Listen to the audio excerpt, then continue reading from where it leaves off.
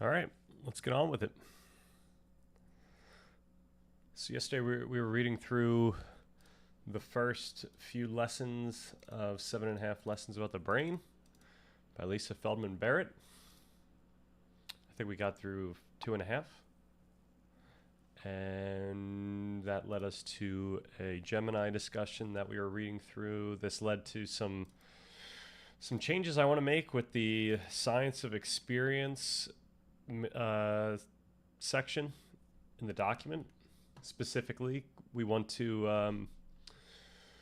The section is due for a significant update. While it is still largely accurate, it can benefit from more effectively explaining the failures of the triune model. So we still really talk about the brain in the triune model way, especially with the brain's evolved structure.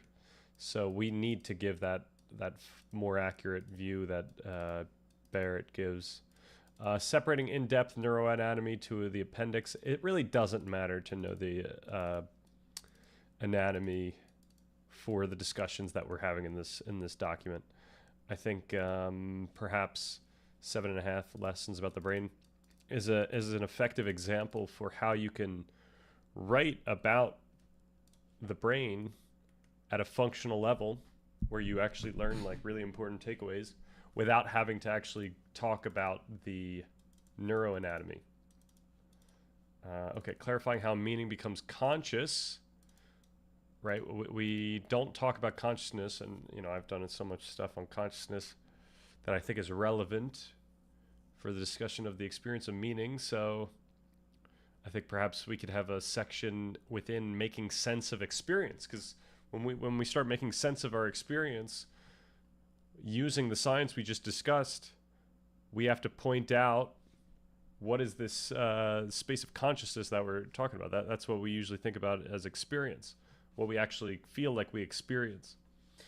Then more emphasis on the mechanics of allostasis and predictive processing. Yeah, I think I need to be a little more clear as to what we're trying to get at here. And then also the embodied cognition stuff, we might want to talk about in the making sense of experience. Like there's two parts of embodied cognition. There's the discussion of like simulation, how our brain activates parts of our body or activates circuits that would otherwise affect movement, even when we're just like thinking about concepts that are abstract. And that's something that we can just kind of put up top. But then there's the discussion of like how embodied the feeling of experience and meaning is, and that's something that we could put out later here, such as like when we think about our childhood home, like we get a full body feeling of the emotions that go along with that, what it means, the significance, etc. So I could play around with that. But yeah, this idea of weak embodied cognition, positive central simulation. The as-if loop, body loop, the solution to the muscle problem is the conscious experience simply a manifestation of neural signaling which doesn't reach muscles due to inhibition. Most modern neuroscientists, including Barrett and Damasio, rely on the as-if body loop to explain this. So there's this loop where the brain sends signals directly to the somatosensory cortex, which is usually, or not usually, I shouldn't say that, but like which also could read from body, like actual bodily signals. So that the slow loop brain body acts, that leads to body gives feedback, and then the brain feels the feedback. This is like some type of interoceptive loop. And then this is a loop where the brain's just telling it, hey, like this is what we're expecting to happen. You see a bear and your brain tells your sensory cortex to hallucinate the feeling of a pounding heart without waiting for the heart to actually pound. All right, why this matters for your question. You do not need your tongue to make minute movements to understand the word apple. Your motor cortex fires the plan to move the tongue, and your brain simultaneously sends an inhibitory signal to the spinal cord, stopping the movement, and an efference copy, a carbon copy of the plan, to your sensory cortex. So this is how we can, this is how I think that we're we're able to like think about words in our head. Like we're able to like go through these dialogues in our head that allow us to navigate complex meaning. And it involves these signals that, you know, would otherwise affect our actual motor movements, except that those actual motor movements are being inhibited at the level of the actual muscles. It's this efference copy of the plan that gets to the sensory cortex, which allows us to experience that, feel that thing without actually doing the thing. And so the question would be, if you didn't have a tongue, if you didn't have a jaw, how would that inhibit your ability to think? I don't know. We could ask that question later. This isn't that important for the type of stuff we're going down, but the limits of embodiment, the abstract problem. There certainly are limits, correlations for everything that we want to know about our... limits on the correlations. Okay. This is the biggest critique of the theory. It works great for a hammer, but struggles with democracy or entropy, like more abstract discussions or concepts. They argue we understand abstract concepts by metaphorical mapping onto physical simulations. So we know this from the embodied cognition stuff. The relationship is rocky. That's an example of the simulation. Your brain briefly simulates the tactile sensation of roughness or the motor difficulty of walking on uneven ground to provide the feeling of the abstract difficulty. Yeah, it's, you know, this is obviously like a very simplistic example, but like when we're using like a word like rocky, it's not only that we're just like, you know, simulating, you know, what we know about the, you know, actual rocks, but the discussion would be that we're simulating what is manifesting as a product of all the conceptual associations that our brain has for this type of word. So even for like a word like brief, like that concept in our mind is associated with other concepts, and all of this is resulting in these types of as-if simulations that are affecting what we experience in the moment as we hear that word. And obviously a lot of this stuff is really subtle, but it's there. So yeah, that's actually kind of a discussion we want to have in, let me put that in the to-do of conceptualizing our understanding.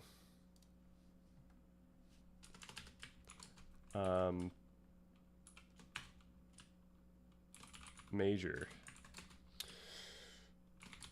We need to research/discuss more about association in the brain, association and simulation in the brain, in order to ground our discussion of the relatedness of concepts. Okay. All right, the current consensus, neural reuse. The most defensible position right now is the neural reuse hypothesis. Evolution doesn't build new tools for thinking, it reuses the moving tools. The motor cortex is used for language, not because language is movement, but because the motor cortex is really good at sequencing things. Therefore, the experience of a concept is a pattern of neural firing in the motor/sensory regions, but it is decoupled from the actual muscles. All right. I'm going to write this down just because it's really cool.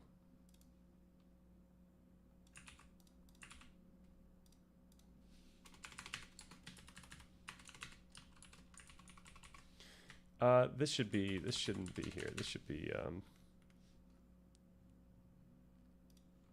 making sense of experience, or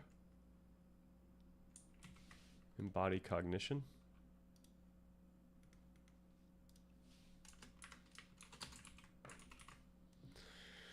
All right. So then I say this neural reuse hypothesis seems to go quite well with the organizing conceptual knowledge in humans with a grid-like code study that happened in 2016 that we found when looking into the consciousness stuff. And then I paste the abstract. Am I reading this correctly? All right, this is one of the strongest empirical validations of the neural reuse hypothesis available today. The study you're referencing provides the smoking gun that abstract thought is not a separate ethereal process, but a repurposed version of physical navigation.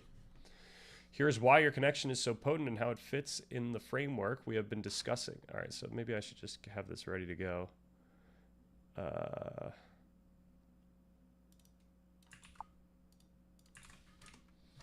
Yo, Darmadon, what's good? So we're continuing on that that discussion of thoughts being in the brain or not. And I think I brought up this last week or 2 weeks ago. Organizing conceptual knowledge in humans with a grid-like code. Pointing out how our brain is using a grid-like code for conceptual knowledge. All right, the GPS of the mind, the brain region in question is the entorhinal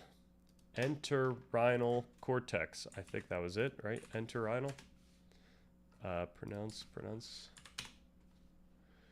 Entorhinal. Okay. Entorhinal. Okay. Entorhinal.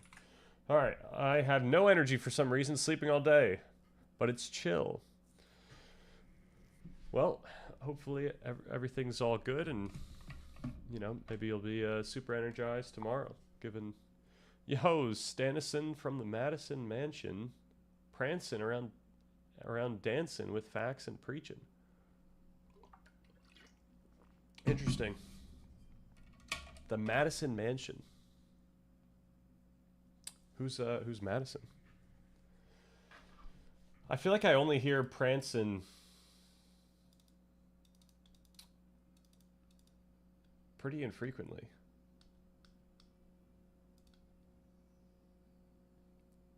Like, when do people use the word prance? I don't know, some rich guy. Rich shit, we getting rich, son. Check the vids, son. Check the vids.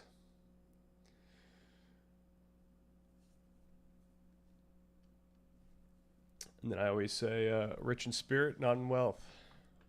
Stealing JPEG Mafia's line. Okay. The brain region in question is the entorhinal cortex, which feeds into the hippocampus. It contains neurons called grid cells. So the original function, when a rat or a human walks around a room, these cells fire in a perfect hexagonal grid pattern. They are literally the coordinate system for physical space, a built-in GPS. The study showed that when humans think about abstract concepts in this specific experiment, they were navigating the changing features of a bird, like neck length versus leg length. The exact same hexagonal firing pattern appeared. Conclusion: the brain treats ideas as locations. To solve a problem or think about a concept, your brain literally travels through a cognitive map using the same hardware it uses to walk to the grocery store. Crazy. What do I think of a nominative determinism? Can you explain nominative determinism? Here we go.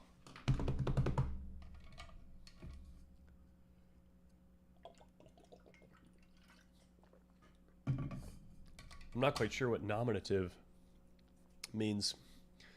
It's the hypothesis that people tend to gravitate toward areas of work, hobbies, or lifestyles that fit their names. The term literally translates to name-driven outcome. It suggests that a person named Baker is statistically more likely to become a baker. So, I would hypothesize that this is at least somewhat true. And I would the reasoning I would use is, and this is actually a great topic.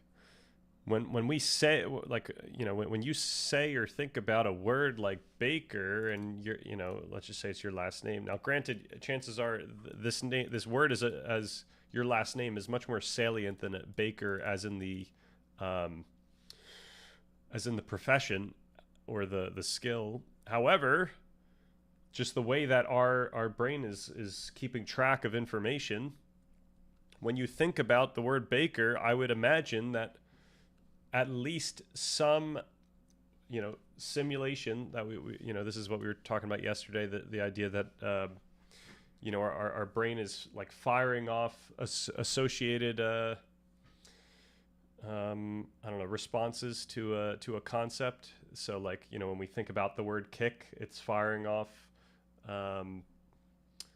it's activating parts of the brain that would usually be involved in kicking, except that it's actually inhibiting the actual muscle movement. So when you talk about baking, or first of all, yeah, when you talk about baking, chances are the person would notice the similarity, and because the word is already at the top of their head because it's their last name, then that idea is going to be just maybe even subtly just more close to the front of I don't know, not front of their mind, but more close to be to manifest in their mind. And as we've discussed, like the possibilities that manifest for each person are significantly different, and it's based on your past and these associations that you internalize. So I would imagine that someone with the last name Baker would, on average, think about the profession of baking more than the average person. And just because you think about it more doesn't mean you're going to become a baker, but it's just a slightly greater chance that you would become a baker because the opportunity is more likely to show up in your mind. That's the argument I would make. All right. My last name is Rocks, and I make rocks music. Nice. Yeah. I imagine it can affect you in many different ways like that. Is named Richson. Yeah, this is pretty true. That is the name. Researchers studying nominative determinism found that orthopedic surgeons are more likely to have the surname Lim than is expected by chance. Lim, and Lim. 2015. That would actually be so crazy. I'm guessing that's not legit, but if that was legit, that would be kind of wild.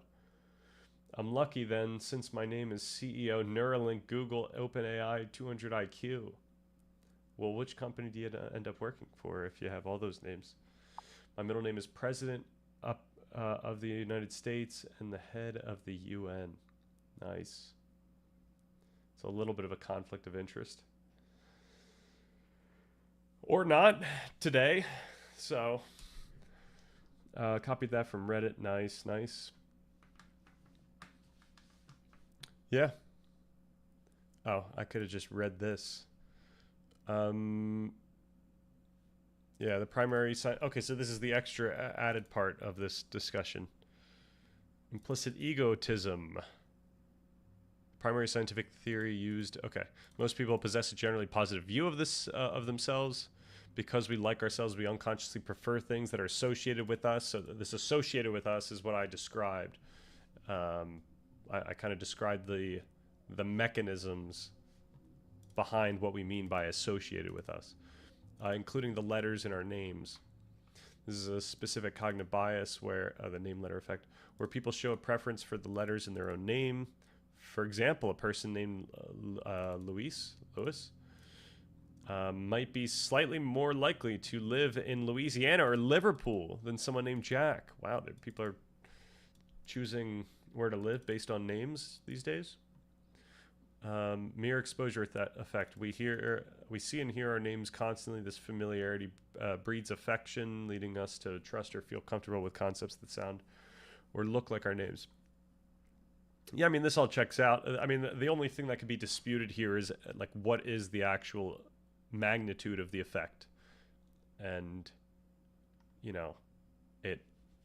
it seems to be not insignificant, because people are finding it in these studies. However, it's probably not it's not incredibly significant. It's not like this is like your destiny if you end up doing that. All right, is this legit? Are we Oh my gosh. Wow. Open access 2015.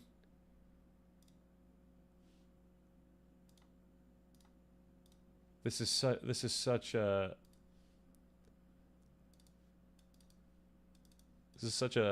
I wanted to say like baller. Um, this is such a Chad thing to do. Nominative determinism in hospital medicine.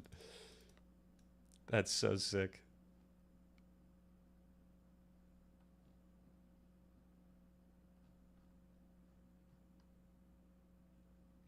How did they find each other? Is this legit? Publishing Royal College of Surgeons of England. Interesting. Oh, let me view the full text.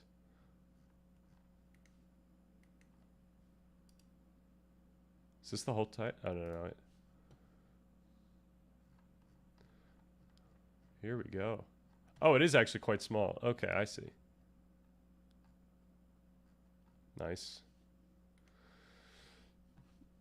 The limb lobby needs to be stopped.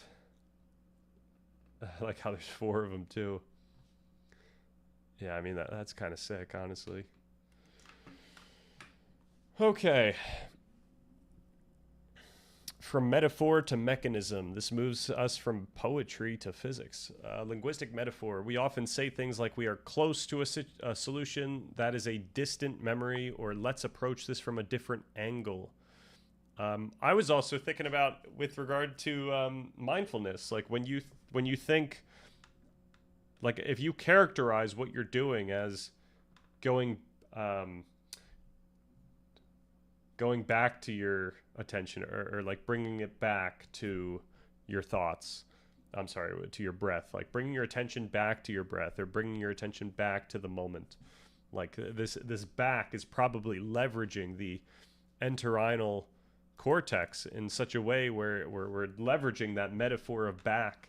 So, you know, how might that affect your brain in that moment of that type of transition? These are not just figures of speech. The study suggests that closeness in meaning is calculated as a Euclidean distance in neural state space utilizing the grid cell coordinate system. All right, connecting to your simulation question. This circles back to your previous question about muscle movements versus neural signaling. The subjects in the 2016 study were lying still in an fMRI scanner. They were not moving their legs. The brain was running a simulation of movement through a conceptual space. This proves that we do not need the muscles to be involved to use the machinery of movement. We have offloaded the navigation software to run on abstract data instead of sensory data. Yeah, so my question is, do you need to have had the muscles to learn these motor movements in order to leverage these, unconsciously and through simulation here? And I'm guessing, yeah, like maybe you can't think in a similar way if you don't have legs, or if you don't have. I mean, granted, legs are actually, I'd imagine, not a huge aspect of your navigation in terms of, maybe it's like if you don't have vision, that would be a better example. If you don't have vision, like how do you think about space? I'd imagine it would be significantly different than someone who had vision, and thus when you think about concepts, like perhaps you're still leveraging, perhaps you're, I don't know, perhaps that type of thinking is slightly different. They probably all changed their names and did it for the clout. That would be great as well. Would be the Sanskrit for that. Vitaka? Reapplying attention, I see. It's paired with Vicara, which is sustained attention. Nice.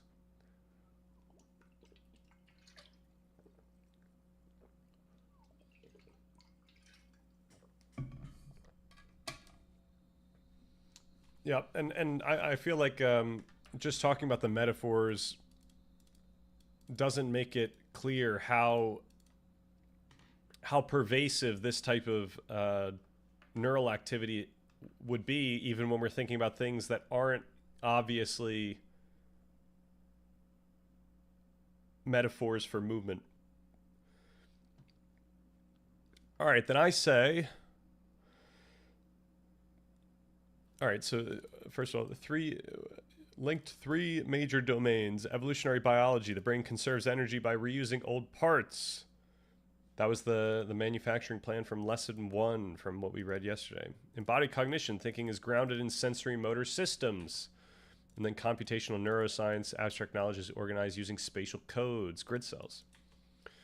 All right, I say this was almost 10 years ago. What since then has been substantiated? In other words, not merely a preprint, but such as Schaefer et al.'s neural trajectories of conceptually related events that contributes to or furthers this view. All right, and we get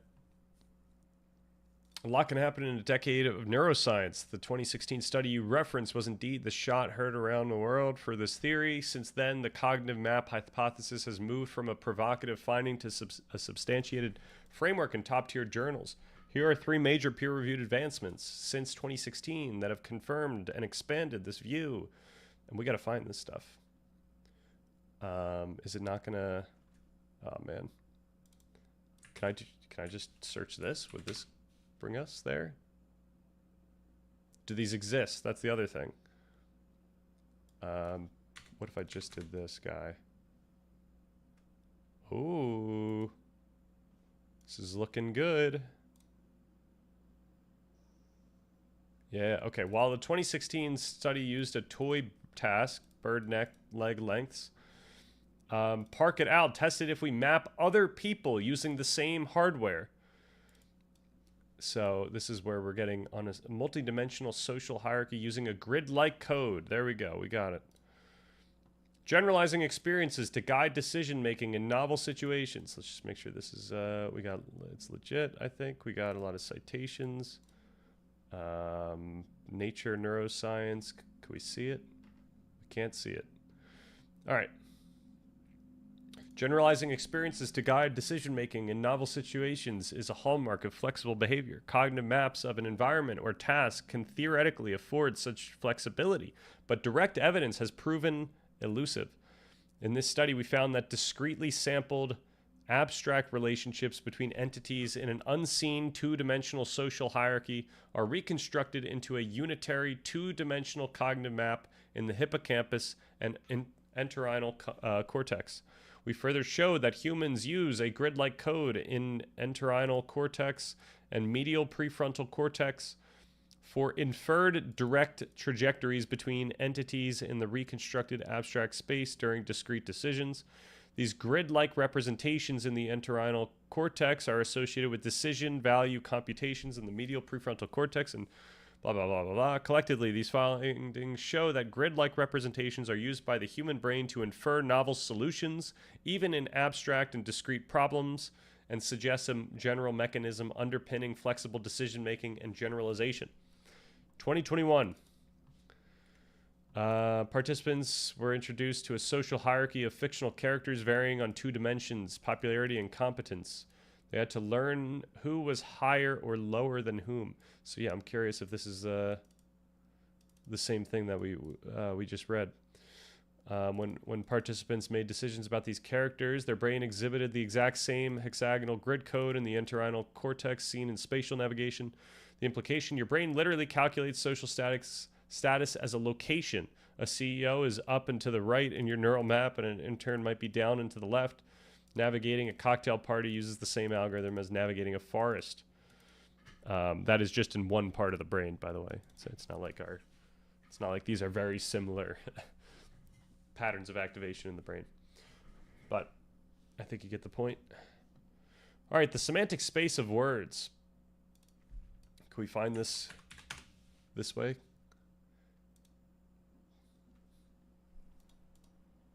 Yay, nay? 2020? Yeah. Journal of Neuroscience? Yeah. Distance and direction codes underlie navigation of a novel semantic space in the human brain. A recent proposal posits that humans might use the same neuronal machinery to support the representation of both spatial and non-spatial information, organizing concepts and memories using spatial codes. This view predicts that the same neuronal coding schemes characterizing navigation in the physical space, tuned to distance and direction, should underlie navigation of abstract semantic spaces, even if they are categorical and labeled by symbols. We constructed an artificial semantic environment, blah, blah, blah, blah, blah, by parsing a space, blah, blah, blah. Before and after that, we reason that subsequent presentations of stimuli, either objects or words referring to different categories, implied implicit movements in the novel semantic space, and that such movements subtended. What does subtend mean? Is this a verb? Yeah, okay. Of a line, arc, or figure form an angle at a particular point when straight lines from its extremities are joined at that point. Okay, angle subtended by arc CD from point A. I see. Okay. So it requires this information as well. So you basically need 2 points and a point, or you need just whatever this is, and then a point. Such movements subtended specific distances and directions. So yeah, as similar to what was mentioned up here.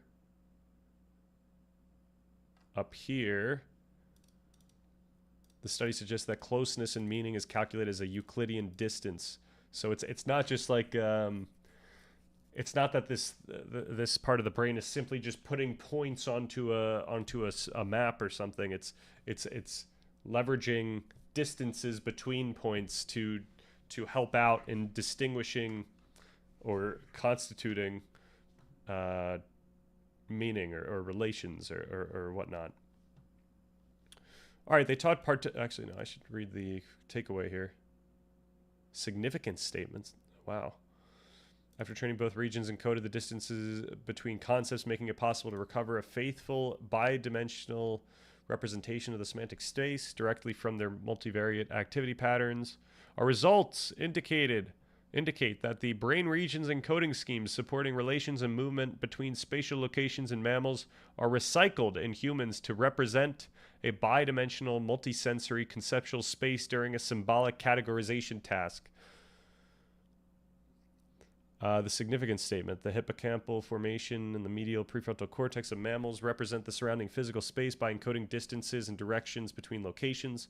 Recent work suggested that humans use the same neural machinery to organize their memories as points of an internal map of experiences.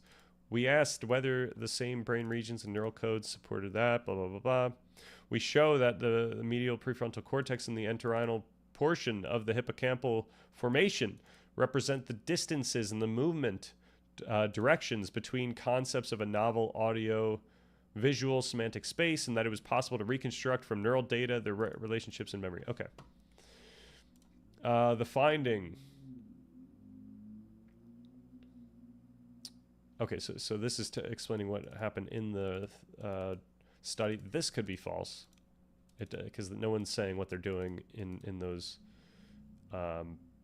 abstracts exactly. So, but the finding was the entorhinal cortex organized these words into a map. When participants compared two words, the brain fired a vector signal representing the distance and direction between the concepts in this abstract mental space. So, implication: meaning is a coordinate. The concept scream might be located at coordinate high pitch, high volume, while whisper is at low pitch, low volume. Understanding the relationship between them is a vector calculation. Okay, this is a terrible, I think, analogy or metaphor to use. So let's skip ahead past that. You want to hear a wild experience I had today? Mildly meditation related. Absolutely. Finished with my meditation, then listened to the Bhagavad Gita sang in English, and tears started flowing. Was it just like a reaction of how beautiful it sounded? I actually don't know what is that a song? Oh, is it a I'm guessing sang was song. So it's a Bhagavad Gita song. maybe. But that's awesome. Yeah, I forget what I heard a while back, but it was something like people who experience that like feeling of like goosebumps when listening to music are more, I forget what it was, creative or empathic. I don't know what it was. It's a terrible level of uncertainty, but I'd imagine that uh, getting emotional in those types of ways is always a good sign. Just the struggles of the main dude in the beginning. He is so wise and would rather die than harm his family, and he's in complete crisis. Oh, nice. Oh, is it a show? Is it a play of some sort? The Bhagavad Gita. Felt compassion. Hell yeah. Oh, it's like the main Hindu text. Oh wow, that shows how much I know. Part of the Mahabharat. Man, I need to learn. I need to learn more. Okay, the next one. This was 2018. I'm gonna just go and assume that this study exists because both of these studies existed and were on point. So it established that the hippocampus and entorhinal cortex are not just for memory or maps, but are a general purpose coordinate system. They propose that place cells, which fire at a specific location, act as concept cells firing for a specific idea, while grid cells provide the metric, the ruler, to measure the distance between those ideas. So, yeah, imagine this entorhinal cortex consists of these place cells and grid cells, and that's allowing it to effectively manage or simulate distance. All right, where are we now? The neural reuse hypothesis is no longer just a hypothesis. It is the leading model for how the mammalian brain handles abstraction.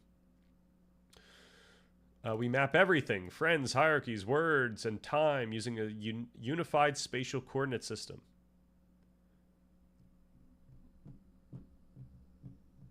This creates a profound link to lesson 4 prediction. So she doesn't even talk about this in lesson 4, but if concepts are just locations on a map, then prediction is simply calculating the next coordinate on your trajectory. Wow. If you are at Friday, your brain's velocity vector automatically predicts the location Saturday. Nice. All right, then I say, do these studies imply that the brain leverages the entorhinal cortex as some sort of persistent storage or merely as memory? So it's the latter here, but I was just trying to make sure in a computing notion such that this space is activated in certain configurations according to signals originating in other parts of the brain. So imagine the entorhinal cortex isn't filled with information by default, but it's constantly being leveraged. It's like just a workspace of some sort that's being leveraged by whatever context or actual memories are being, given to it. Okay. To answer your question directly, the entorhinal cortex is not the hard drive. It is the file system, or more accurately, the geometry engine. Based on the studies you cited, here is how the architecture actually works. Okay, so the neocortex, this is what we would describe as the actual hard drive. This is where the content lives, the specific sensory details of Apple, the redness, visual cortex, the crunch, auditory cortex, the word itself, language centers, are distributed here. The entorhinal cortex, the geometry engine, this provides the metric. So it's like a part of the brain that just has this tool that allows our brain to, work with these types of relationships of distance in this geometric space. It generates the empty grid, the hexagonal coordinate system. It doesn't know what an apple is. It only knows where it is located relative to orange or fruit. So the interaction, when you access a concept, the neocortex content projects signals into the entorhinal cortex. The EC then places that concept at a specific coordinate in the grid. And when we say like it places that coordinate in the grid, that's just like an interpretive lens we're putting onto this. It's really just affecting activation in this grid. It's just affecting which neurons are firing in the grid, and also in the with the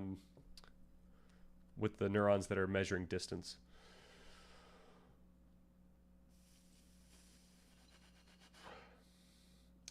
Krishna. I've heard of Krishna. It's basically just Krishna teaching things, but set before a war starts. Set within the story of the main 10,000 page Hindu epic, the Mahabharata. I see. Oh, that's cool. So the epic of the Mahabharata is I guess analogous to the Bible in that it's a collection of stories. If you don't get emotional when you listen to Chairman Stan Light the Path, you ain't a real revolutionary like Dom. You have to make that song now. I would trust Dom with the presidency. Hell yeah. Closest to the Bible is the Vedas. In terms of like having specific teachings, or like maybe the Old Testament would be more analogous to the Mahabharata, given that it's a little less clear as to what the teachings are, and it's more just stories in terms of being a foundational text. Oh, okay, but the Vedas are the foundational text. I see.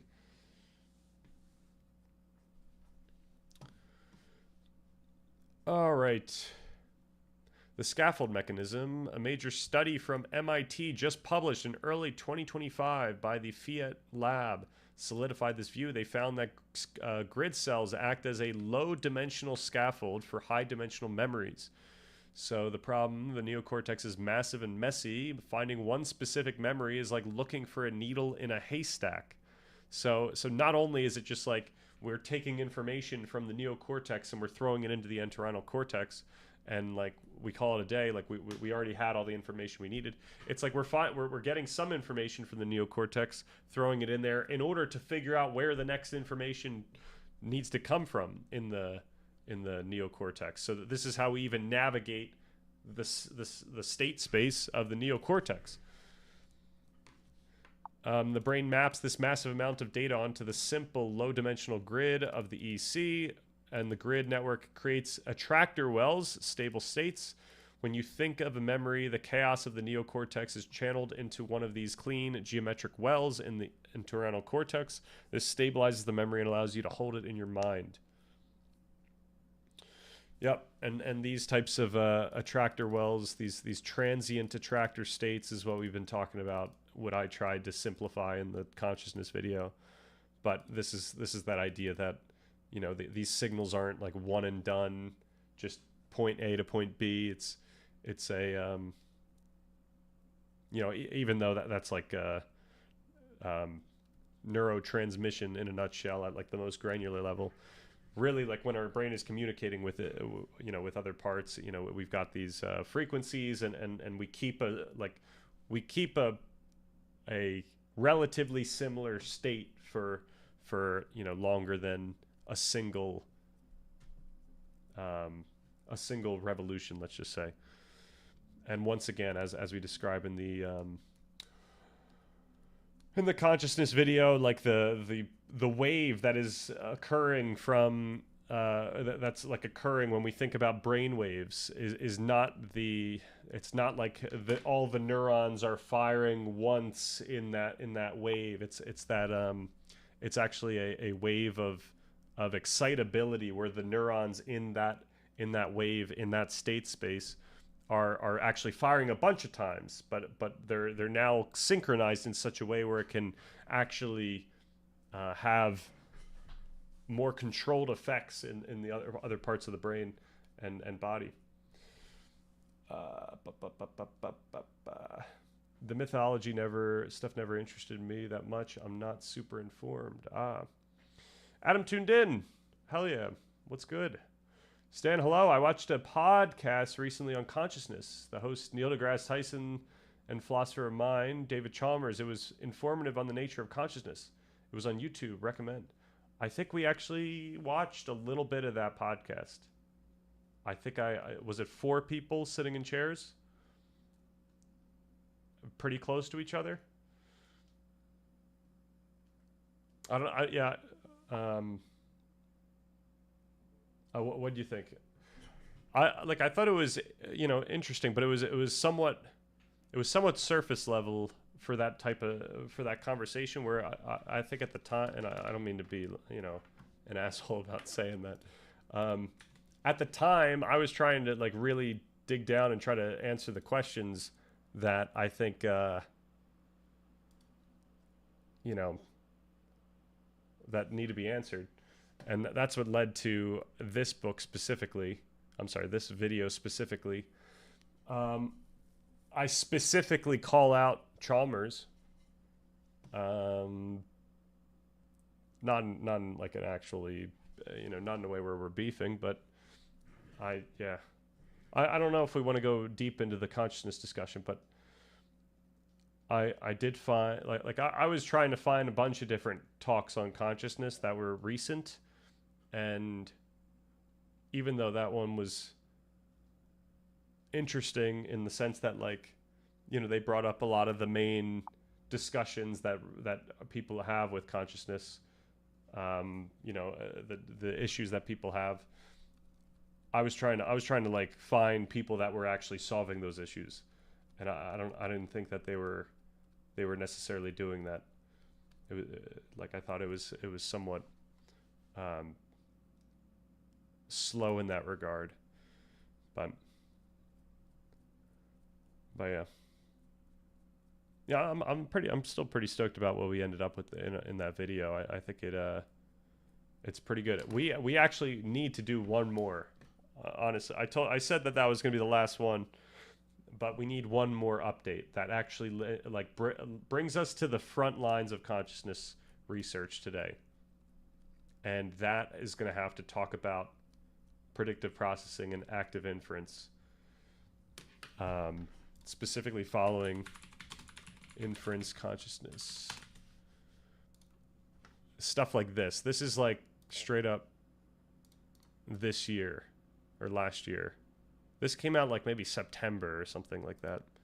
Granted, I think it was preprint for a while, so you could have still read it a while ago. But I mean, this along with a lot of other people's writing about consciousness right now, it seems like this is like a clear. I mean, this mixed with the global neuronal workspace theory, like all these things together kind of give us our best view of what consciousness is. And I still think that what even these guys are missing is the linguistic philosophy that allows you to understand what we're actually dealing with here in terms of how we should talk about consciousness. So highlights a computational theory of consciousness grounded in active inference, formally implemented using hyper modeling, global forecast, and precision. Explains altered states like meditation, psychedelics, and minimal states. Proposes a path towards building general and flexible intelligence.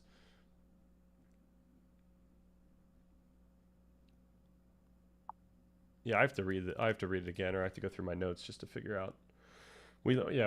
If there's anything that if there's any hill that we're dying on in this channel, as far as I'm concerned, it's linguistic philosophy. Yo, Changebox, what's good? Consciousness is the ability to time travel. Oh my gosh, hell yeah! Shout out to Robert Brandom and W.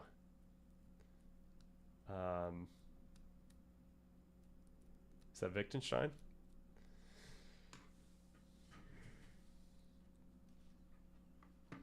Yeah, huge shout out to Robert Brandom. Kind of changed my life,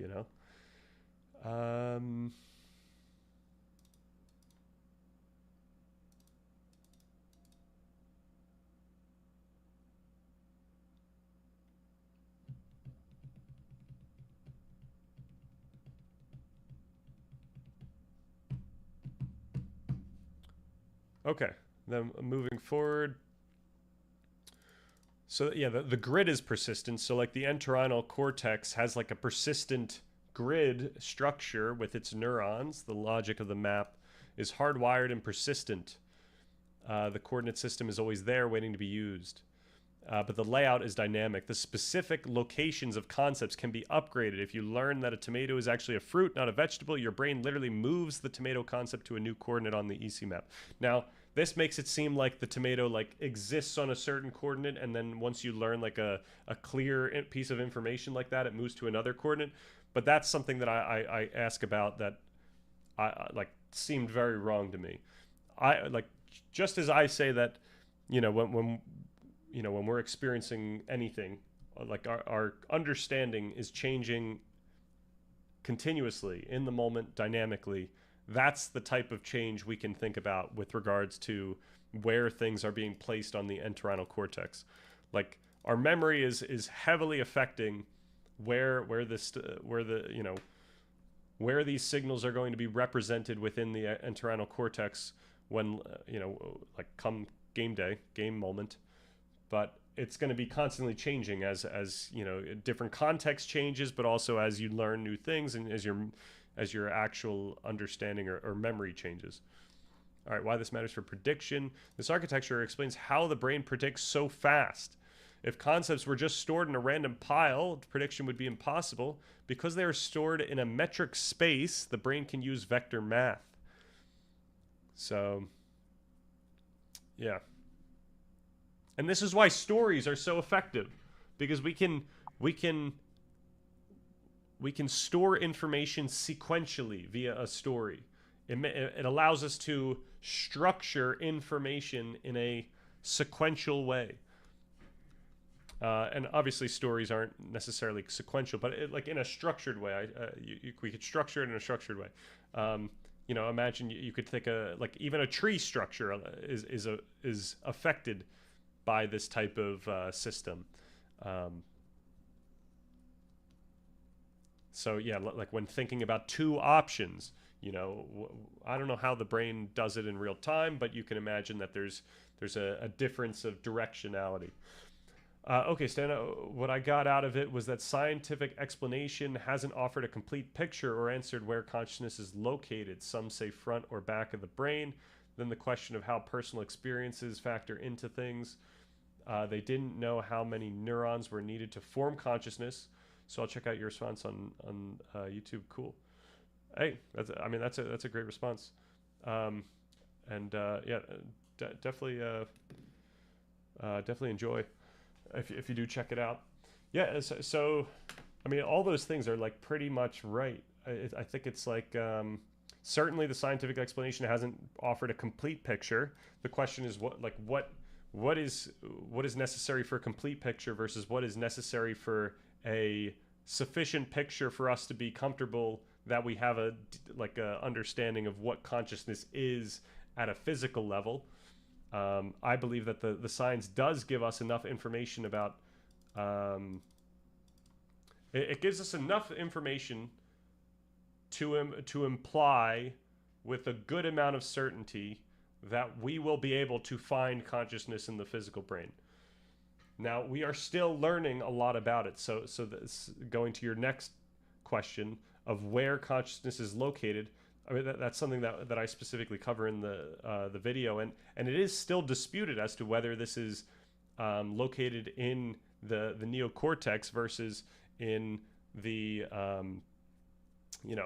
some of the lower or farther back systems. And I think it was like Damasio is kind of further back and really tries to highlight the coordination between the neocortex and the either the body or simply the parts of the brain that are most closely interfacing with the body. And then Dewan's global workspace theory talks about the thalamus in the neocortex, or maybe in the cortex. I don't know. I think it would be the neocortex. And then people have also talked about other parts of the brain, like I don't know. There's like surrounding neurons that I don't know. It's tricky, but the main thing that's coming out recently, and we're actually going to get all to all this. I think I have a second. I have a second Gemini chat that we can jump to, which goes into consciousness again. I can't separate from this consciousness discussion, so we'll get there if hopefully today. Then the question of how personal experience factors into things. So this is the thing that like requires like almost a philosophical discussion about. Like how do we make sense of the fact that we understand the physical processes to affect our experience, and yeah, like that's something that it's very difficult to intuit how that could be the case. Like it feels like we are separate from the physical processes because we have this experience, but the thing that I try to point out in that video is that experience that we're having in each moment is an amalgamation of all of these parts of the brain working together. That's why it's actually difficult to find the specific part of the brain where experience is coming from. Like the global neuronal workspace theory basically posits, hey, like where consciousness is the is like the relay that connects all these parts together. That's what he means by this global workspace. It's whatever is connecting all these signals such that all these different parts of the brain that are affecting our body and our brain in certain ways are all accumulating in this experience. And yeah, like so then the question is you know, how is that the case? Like, you know, what is actually happening at the bottom level? And we still don't know the answer of like whether or not substrate is absolutely crucial here, or if it's just about information. And so like substrate as in neurons, electrochemicals, you know, the very specific molecules involved here. So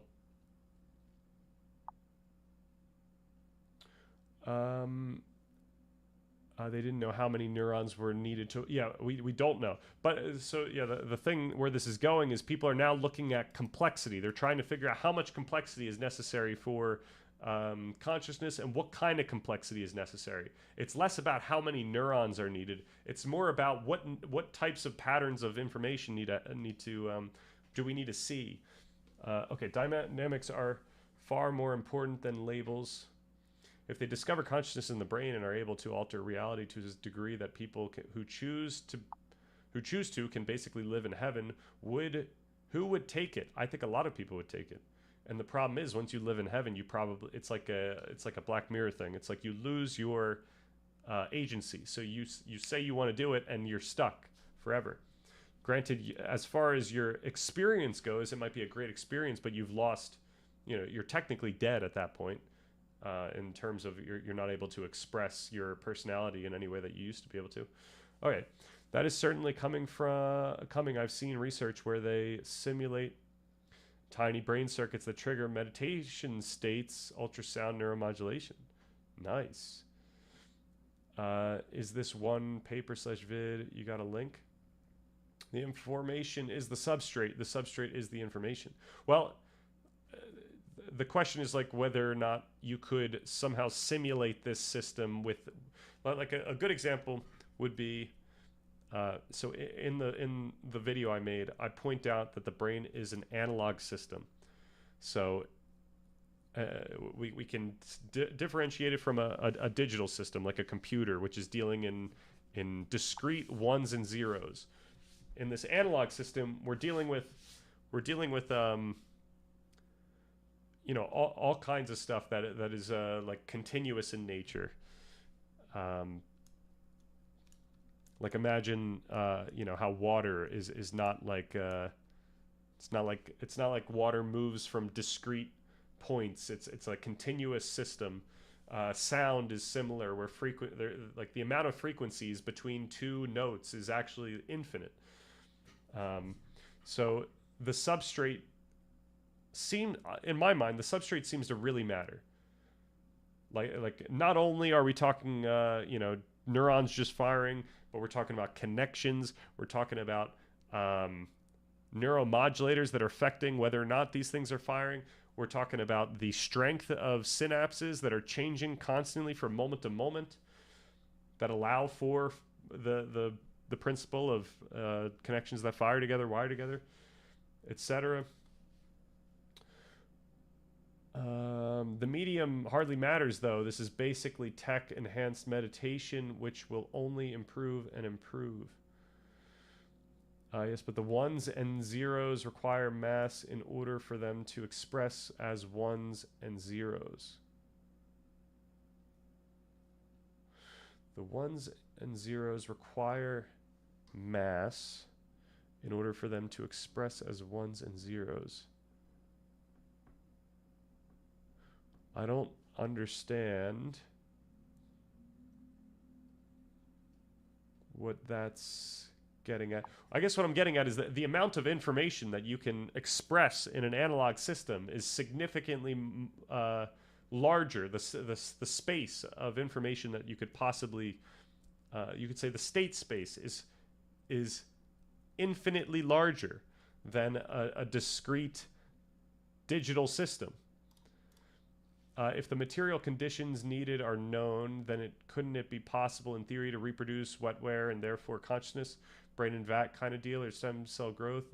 Is it conscious? Yes, I think it will be. I think you will easily be able to recreate consciousness once we learn enough, and that's also pretty scary.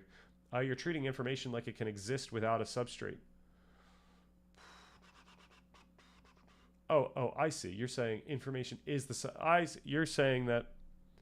See, when I heard information is the substrate, I thought you were saying that you were discounting the substrate rather than pointing out that the information is exactly the substrate, which is what I've been saying, I think.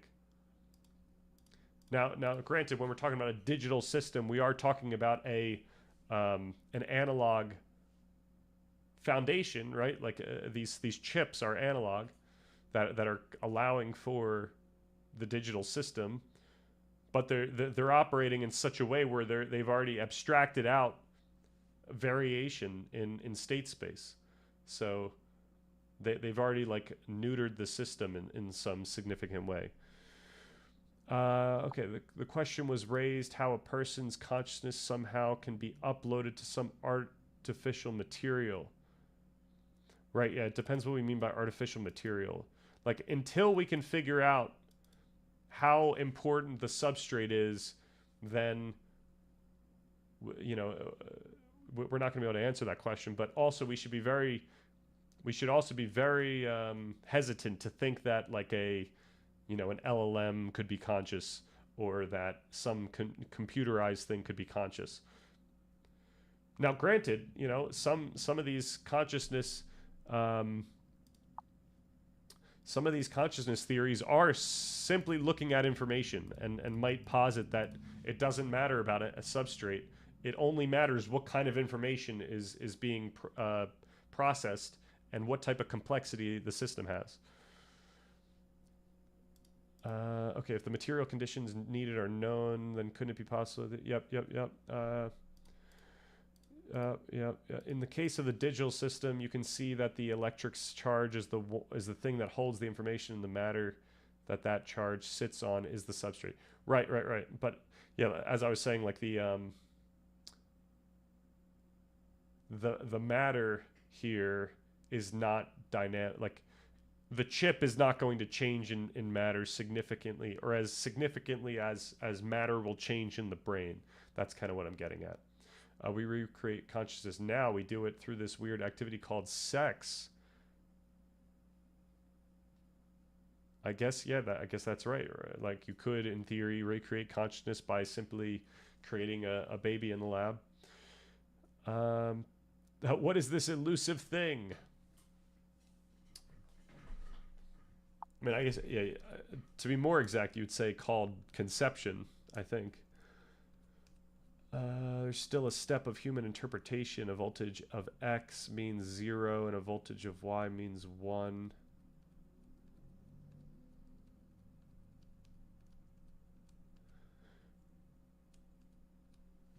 Right, like I guess what I'm pointing out is with these chips, the voltage X and Y are set to stay in that at that value.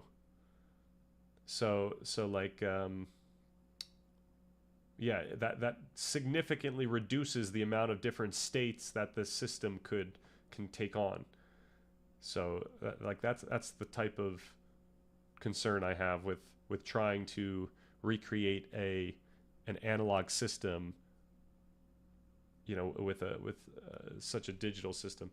And it depends what is actually necessary for consciousness.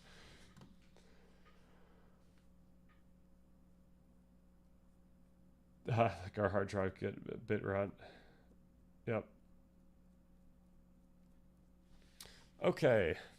I gotta hydrate here.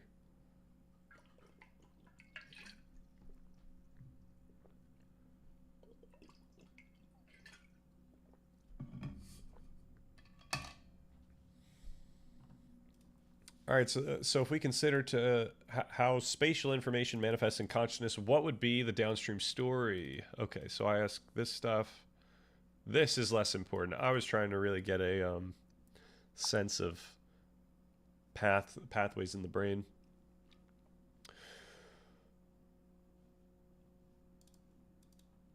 Reverberating loop. Prefrontal cortex holds the current goal or context. It sends a top-down signal to the entorhinal cortex. The prefrontal cortex asks, where is this concept located? The entorhinal cortex does not have the details about the what it's looking for, but it has the address. So you could almost make the analogy of pointers, which I think this makes at some point.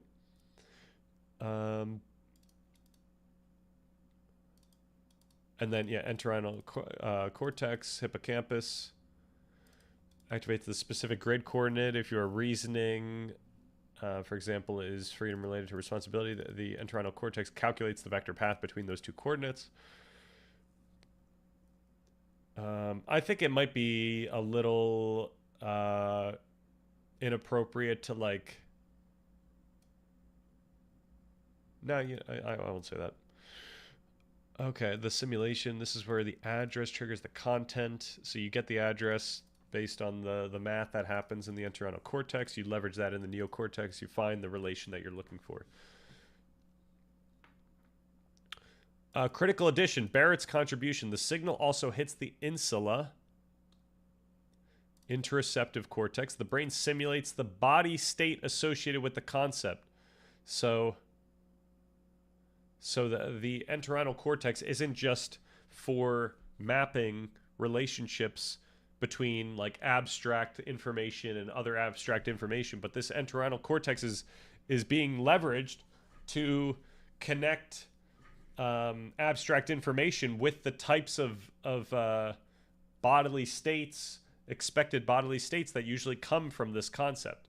And so this goes into this whole predictive processing type of idea that these top-down signals are going to affect how the brain prepares the body to act, and not just prepares it to act, but literally has it start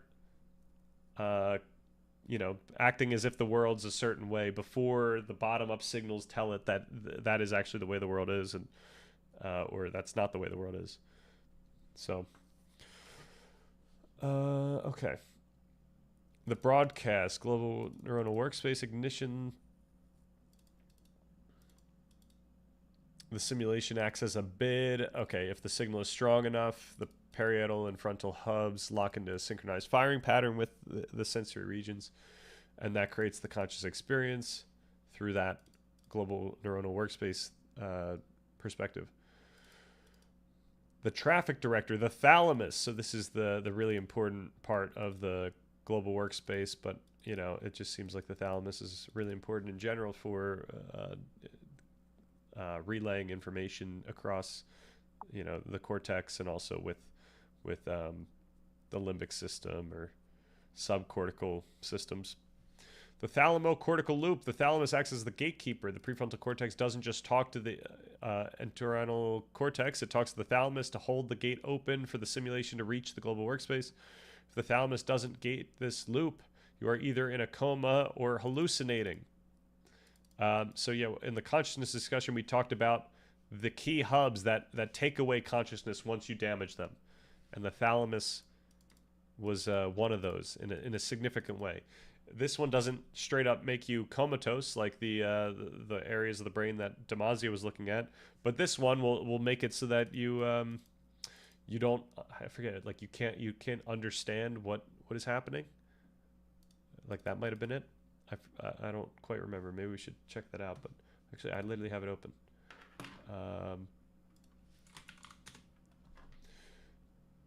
Brain lesions.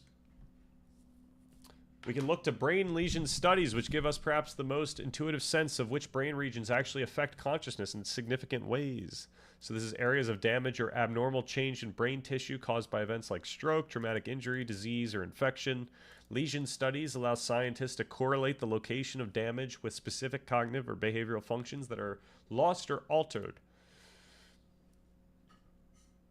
When you look at the microscopic view of the universe, you will see that it is also polar. What you see is the mixing of these polar opposites, which through complexity create emergent patterns. No need to apologize. Yeah, this was actually a point I was making last week. When we talk about these systems, these analog systems, whether we're talking about water or we're talking about frequency, or we're talking about the brain, really, if we were to go down to the very the most granular view that we could, we would see a discrete set of whatever, the subatomic particles, a discrete set of electrons, and yeah, so then you could say that technically it's not a continuous system. But it's effectively continuous for the type of discussion that we're having here. But yeah, I think there might be a, I don't know if they, I think this might be slightly uncertain, but perhaps likely that there's like a discrete set of electrons in the universe, and yeah, that would also lend itself to this type of non-continuous view. Where are the physics bros when you need them? True, we need the physics bros in here.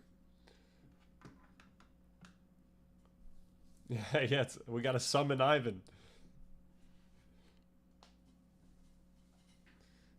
All right, damage to the higher order mapping networks we just discovered appears to significantly diminish or distort subjective feeling. Patients can often still perceive and think. Oh, this is the higher order mapping networks we just discussed.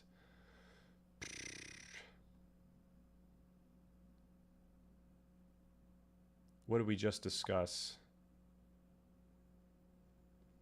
Okay, where is consciousness? Perhaps what we were seeking is where in the brain conscious experience arises, and how those neural processes give rise to the subjective sense of being conscious that we each intuitively know. Following neuroscientist Damasio, his framework, the homeostasis framework, while the body is indispensable, providing many of the reference signals that significantly contribute to our conscious experience, the feeling of the body arises only once those signals are mapped in neural form, specifically in the nervous system. This was the distinction we made between emotion and feelings. This is only in Damasio's framework. Like we don't have to think about emotions and feelings in this way all the time. But in his framework, emotions are the organism's physiological responses, changes in heart rate, blood pressure, hormonal release, whereas feelings are the brain's mapped representations of those bodily changes. Then, according to Damasio, consciousness arises as those feelings are themselves mapped when the organism forms meta-representations of its own body state mappings, giving rise to subjective experience.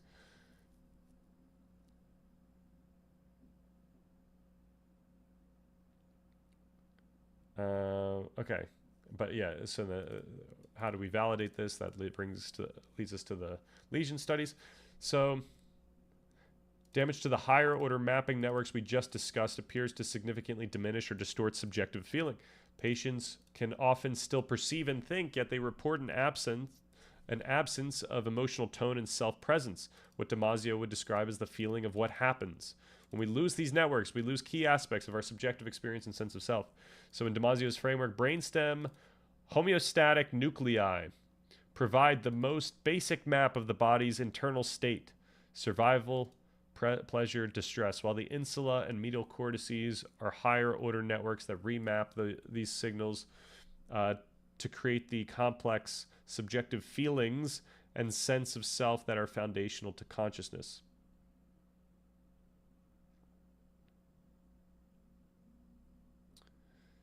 Okay. So yeah, in this view, like the insula would be really important here, and then yeah, I forget when we talk about global workspace. All right, we've seen this clinically. Children who are born with a brain stem but almost no cerebral cortex show signs of basic pleasure and distress. This strongly implies that the brainstem alone can support a rudimentary form of conscious feeling. We can think of this condition as an inverse philosophical zombie. They can feel, but they don't know that they feel. They are awake but not aware. There is no reflection or narrative self. So this is one of those points where I point out, like, we have to consider when we're thinking about when we're talking about consciousness, what are we trying to what are we actually trying to find in the brain? Are we trying to find our experience, like literally my intuitive experience of consciousness? And we, we're trying to find like a single place, because we're seeing that once you start taking away pieces of this puzzle, pieces of the complexity that's usually involved in my conscious experience, that experience changes dramatically. So I wouldn't be able to even think about consciousness in a self-conscious way if I got rid of that part of the brain. Yeah, so this is a rare neurological condition where the brain's cerebral hemispheres are absent and replaced by sacs of cerebrospinal fluid, although the brainstem and cerebellum are typically preserved. And then, I was about to say something that we actually get to here, but in contrast, damage to the neural circuits that sustain arousal and perception abolishes consciousness altogether, putting us into coma or vegetative states. So you could ask, is that where consciousness is? You get rid of them and consciousness goes away. Thus, in each of these cases, what we intuit as self-consciousness is gone. Both of the systems we just removed. The brainstem reticular formation generates the fundamental arousal of wakefulness necessary for consciousness. This on state allows the thalamus to act as a central relay hub, projecting sensory information to the posterior cortex. So yeah, you get rid of the thalamus and you're in this kind of state. Crucially, these parts of the brain don't function merely to give us a conscious display. They're crucial catalysts for many downstream mechanisms. Damasio found that damage to key homeostatic structures also disrupts temperature, blood pressure, and hormonal balance. We lose not just awareness, but also physiological regulation, motivational coherence, and in many cases, the ability to survive. Yeah, I think we were reading that this neurological condition in children, like, literally causes them to die early. So, yo, Energy Domter, what's good? Meta representations. There's a lot of philosophy to unpack with that idea. I think meta. Did I say meta representation here? If I'm, yeah, meta representations would be like, imagine, oh man, what would be the idea here?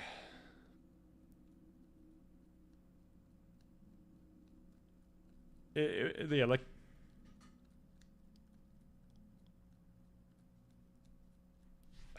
yeah, the idea would be, imagine like a first mapping where the brain is just creating neural signals that are representing what the signal was, like what the original body signal was. But then a meta representation would be like whether or not that signal is good or bad.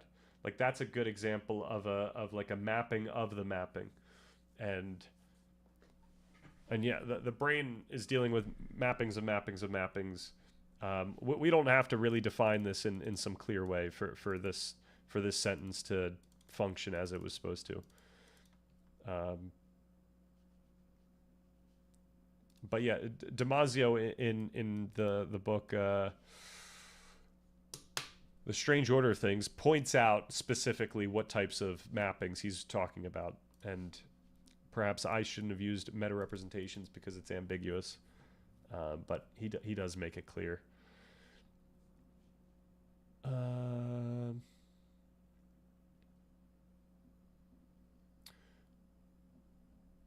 point is, as soon as you alter the brain enough to eliminate consciousness, you also alter its physical structure and dynamics, and therefore its behavior.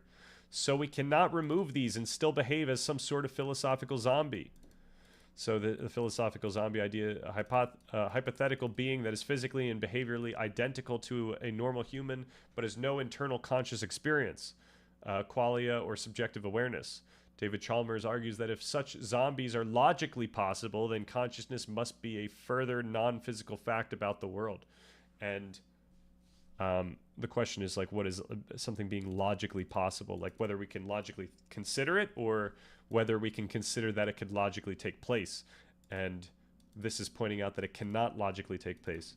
Once you start removing parts of the brain, you remove the conscious experience. There's no consciousness without the parts of the brain. Okay, we can complement these findings with lesions that don't eliminate consciousness but affect it in significant ways. These cases include patients ignoring half of the visual world, believing a familiar face is an imposter, finding that one hand acts on its own accord, and even believing one is dead despite being fully awake. And of course, we know that damage to large regions of the body, even the loss of sensation via spinal cord injury, modifies but does not extinguish consciousness. These scenarios remind us that consciousness can fracture in highly specific ways, yet awareness can persist while its contents, coherence, or ownership dissolve. Thus, we start to get a sense of which parts of the brain are indispensable for consciousness, but we still have not discovered where consciousness truly resides, nor what mechanism actually makes it happen. It's certainly possible that these critical regions merely activate other regions that actually produce consciousness. And that's kind of the whole point here. It's like when you have a region of the brain that is specifically acting as a relay that's allowing information to go to a bunch of other places in the brain. And yesterday we talked about the idea of hubs. Like, the brain is a network, and hubs allow for long distance communication, whereas a lot of neurons are like neuron clusters are simply speaking locally to each other. But then you get to this hub. The hub can do long distance communication with other hubs, and this allows for really complex systems within the brain.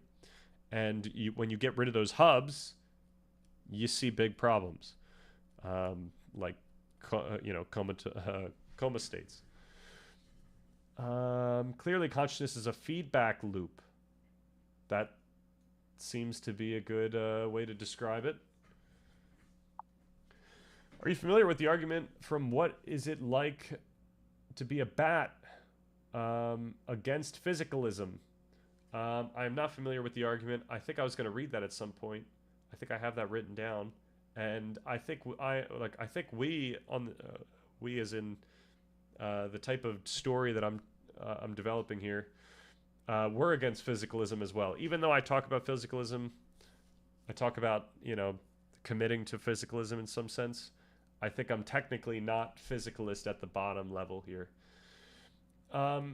Is my personality or self-identity to be compromised only of my nervous system and hubs? If so, how would past experiences which are no longer present to my nervous system be real and true? Perhaps more meta processes as well?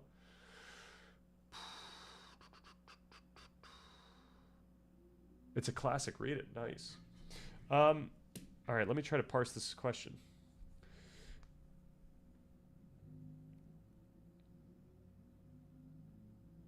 Is my personality or self-identity only to be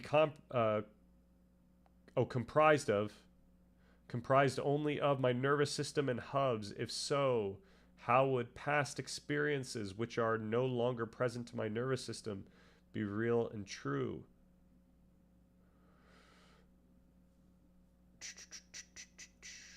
Okay, so yeah, like I think the discussion here, we have to talk about plasticity in the brain, how all of these systems, including the nervous system and these hubs, all of these systems are changing in very subtle ways from moment to moment. When you learn information, that affects change in very specific regions of the brain that deal with memory. And it's not that activation has to be happening in those spots for that, whatever that memory is to persist. It's like the memories are actually getting physically internalized in the brain's structure. So what you need is the activation. It's not that the structure is not going to change. It's that you need the activation, and the activation needs the hubs in order to create the type of complex systems that actually brings about consciousness. Does that make sense, or does that not answer what you were trying to get at? We could read through this whole thing, but I don't know if I'll just say check out the video if you're interested in where this heads, because it heads to some cool stuff. The ontological takeaways are pretty cool. I do describe our conclusion as a physicalist conclusion, but it's really not a physicalist conclusion. And yeah, unfortunately, it's etched in that video forever. All right, so yeah, who cares about neuroanatomy? Let's move ahead. So this is where I'm trying to get a sense of how the grid is used. Okay, I'm trying to get a sense of how the entorhinal grid is used. It seems reductive, or at least potentially ambiguous, to say that a concept/relationship is at a location, as if that concept has that absolute coordinate representation. I would imagine that coordinate representations are relative and rather dynamic, such that the prefrontal cortex dynamically generates coordinates on the spot given what it's working with. Thus, when thinking about a pencil versus a pen, writing utensil, or the sun, so like a pencil versus a pen, or a pencil versus the sun, like they relate to each other in different ways. So you would see these the activity in the entorhinal cortex differ between these types of relationships. These relations can be represented separately in some sense. In other words, there wouldn't be a relative vector path connecting these two relations, while each relation could have a significant vector/path. Does this make sense? Does it check out? And then I also say, given that our experience of concepts includes interoceptive signals or simulations, how inappropriate is it to consider that the feeling... So this is me trying to, assert my own document here. How inappropriate is it to consider that the feeling of certainty that accompanies the experience of something being true, regardless of how abstract or concrete, is simply affective, rather than reflecting some sort of absolute ontology? So we kind of take a turn here to the more interesting stuff, as far as I'm concerned. Okay. Set of interests, you're effectively deriving the context-dependent coding and affective realism. I didn't know that affective realism was a thing, and we have to look into it because that's some cool stuff. Okay, your intuition corrects a common simplification. The entorhinal cortex is not a static atlas of everything. It is a reusable graph paper.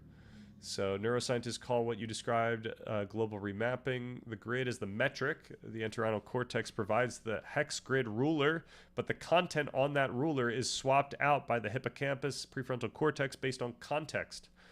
When you switch context, for example, from writing utensils to celestial bodies, the firing patterns of the grid cells change completely. They orthogonalize. I don't remember the concept of orthogonal well enough from the geometry days.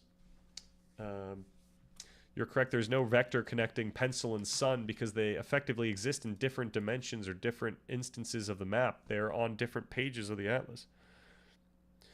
Okay, but in terms of like a pencil being yellow and a sun being like, the entorhinal cortex would still be leveraged in thinking about that type of relation. And really what I'm getting at with this reading that I didn't get in the first reading is like the entorhinal cortex is being leveraged for all kinds of relations that are much more granular. Like it doesn't have to be relationships between two distinct things that we can think about, but it's being used for literally finding anything in the neocortex or anywhere else that it needs to anywhere else it needs to find related information of any kind, whether that is even just, as we said, the types of expected signals that would arise given this type of signal. So the entorhinal cortex seems to be quite important. All right. Most studies suggest the brain builds low-dimensional manifolds on the fly. If you task the brain with find the relationship between pencil and sun, for example, color, the prefrontal cortex forces a new map where yellow is the axis. Suddenly, a vector is created: pencil yellow, sun yellow. But without that specific context, they remain topologically separate. So this is where context is literally affecting signaling in the brain that might have never happened before. I mean, technically, all signaling has probably never happened before, but this is significantly different than any signaling that has ever happened before. Okay, and then the actual payoff here, the feeling of truth. How inappropriate is it to consider that the feeling of certainty is simply affective? It is not appropriate. It is not inappropriate. It is likely the biological reality. This is one of the most profound implications of Barrett's work and active inference theory.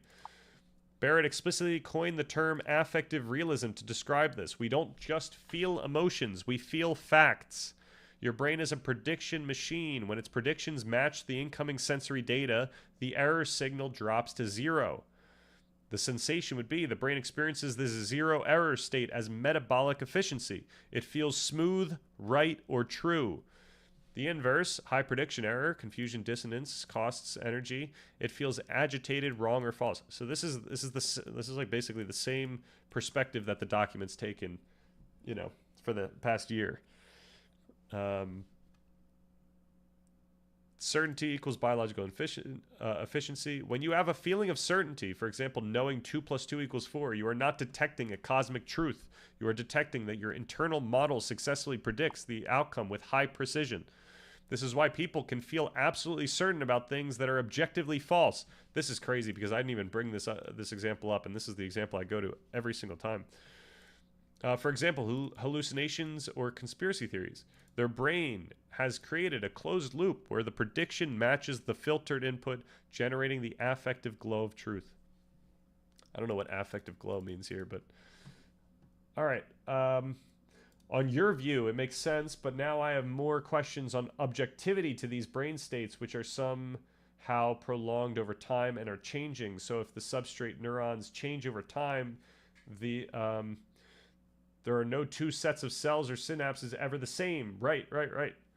If so, then given one fully functional brain and plasticity, no two brains are the same. No two pathologies are the same, right? Isn't that how people can feel colors or see sound? So yeah, no two brains are the same. All the neurons are differ in how they're connected to other neurons, and you could describe that as saying no two neurons are the same. No two pathologies are the same. Yes, like no two pathologies would be exactly the same, but they're pragmatically similar that we can identify similarities between them, and like the similarities can be so pervasive that we can create a box conceptually around what that thing is. And like, we should also think about this in the same way that when, like, the downstream thing is always, when we all look at this pen, we each have different understandings of what this thing is that I'm holding. But our understandings are pragmatically similar, such that when I say that this is a pen, you experience this lack of prediction error. You experience this feeling of certainty. And this feeling of certainty doesn't always come with the thought of, oh, that is true. It often just is completely unconscious. It's something that we don't think about. When I walk into the other room, I don't doubt that the floor isn't going to cave in underneath me. Like, that's just something that I expect to happen. It's just part of my predictive processing here.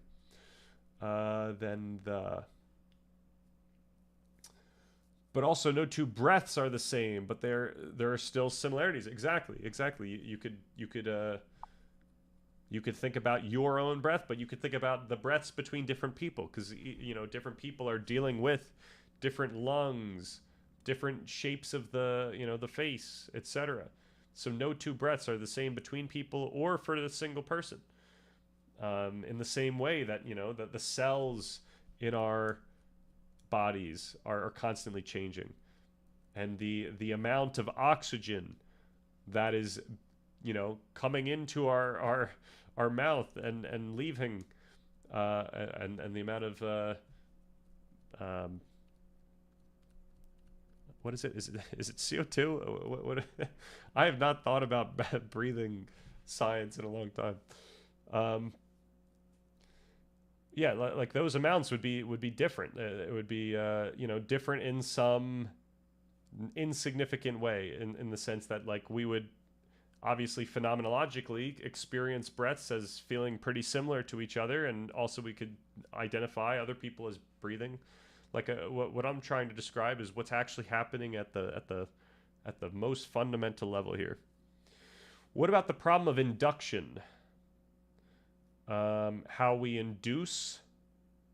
So this is where, like, the brain leverages part, like, you know, we could talk about the what we were just talking about, the entorhinal cortex, which is dealing with relationships and distances in like conceptual state space, you could say. um, that can take on, yeah, literally what we just said.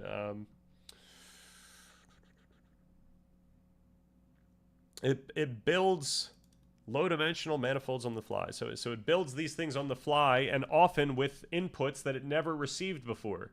So like our the systems in our brain are so dynamic that they can manage new information,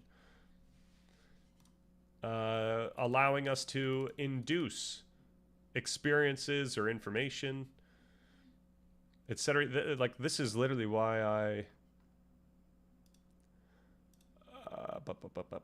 so you know, in the document we've had this whole section on conceptualizing our understanding. Like, how do we make sense of what we understand, given that our brain is, you know, a bunch of neurons that are constantly changing. That's the whole point of this this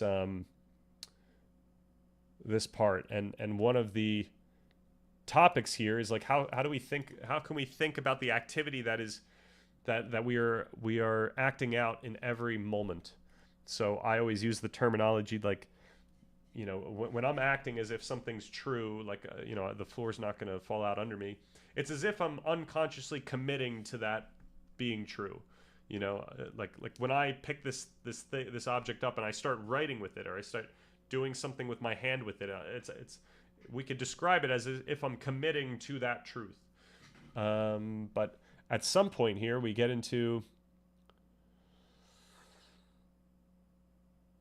here we go. The speculative creative nature of our agency.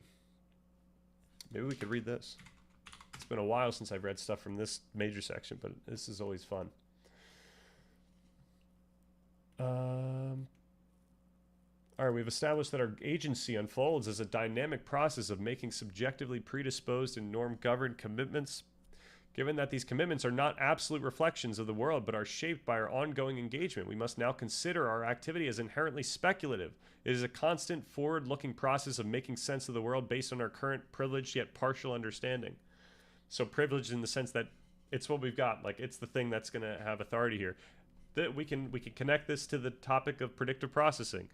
Once again, our top-down signals are setting the stage of what it expects to happen, and what it expects to feel, and what it expects to experience. And then the bottom up signals, which are, like, literally coming from what we usually think are authoritative, like the, you know, photons hitting our eyes, or you know, our heart rate and all this stuff. Like, this acts only, or merely, I could say, as error to our predictions. So the predictions are actually setting the stage first, and then these bottom-up signals act as error.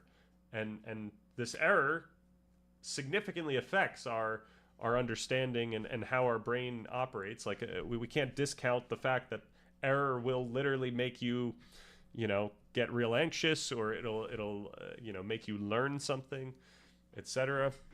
But yeah, at every moment we are actually jumping ahead of where we were, you know, where, like, we're predicting, we're out of, you know, if you think that so this is like an anti-physicalist view, actually. If you think that the physical world gives you the truth about your your experience in every moment, predictive processing tells you that it doesn't. Your brain is generating the truth first, and then the bottom up signals are telling the brain when it's wrong about that truth. And so you're constantly speculating. Your brain is constantly ahead. So to articulate this speculative activity, we can first think about it in terms of inference. Through this perspective, when we take the world to be a certain way, we unconsciously infer its determinate properties based on the interplay between our predictive models and new stimuli.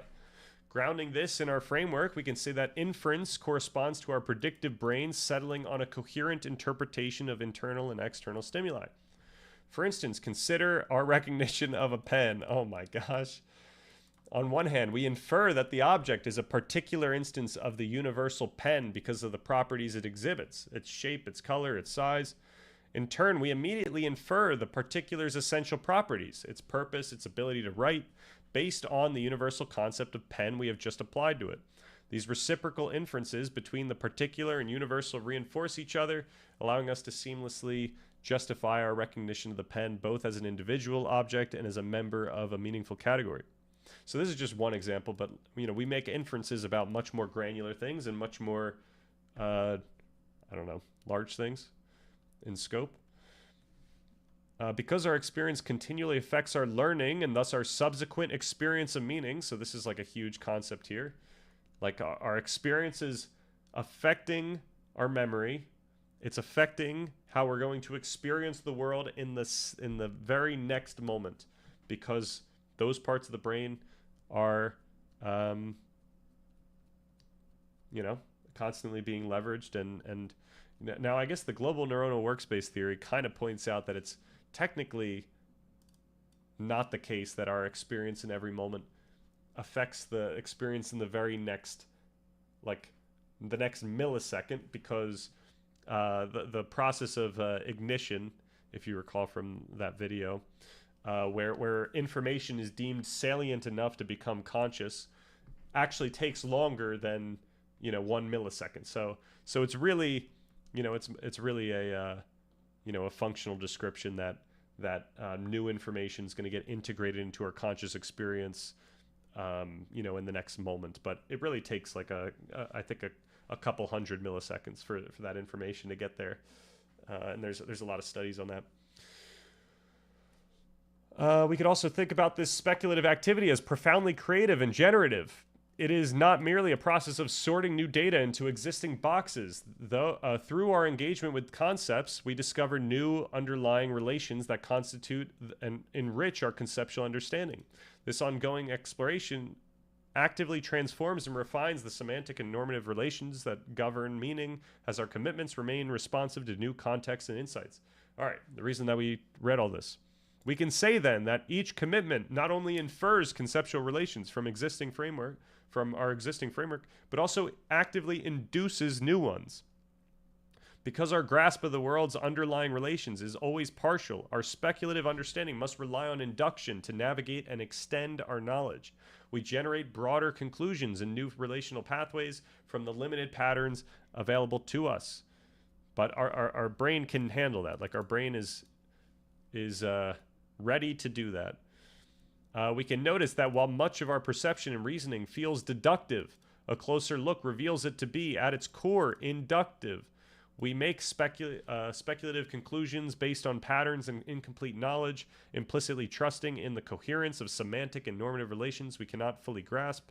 For example, we might think it is raining, therefore I will use an umbrella, as if it were a direct deductive conclusion. However, this reasoning implicitly relies on a host of inferred premises, such as I don't want to get wet, or using an umbrella is an effective way to stay dry.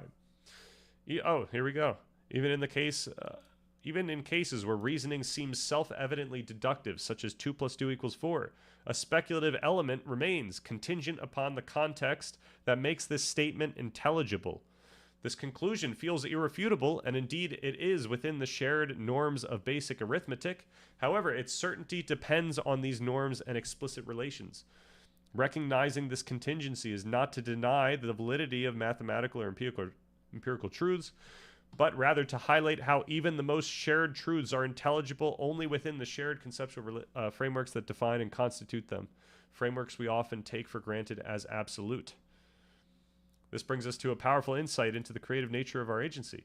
Through our implicit intentional activity, we simultaneously apply and institute the determinate norms that structure our world. So this is where I'm calling further on Hegel to give us a way to understand this stuff. Still holding on to predictive processing as our ground.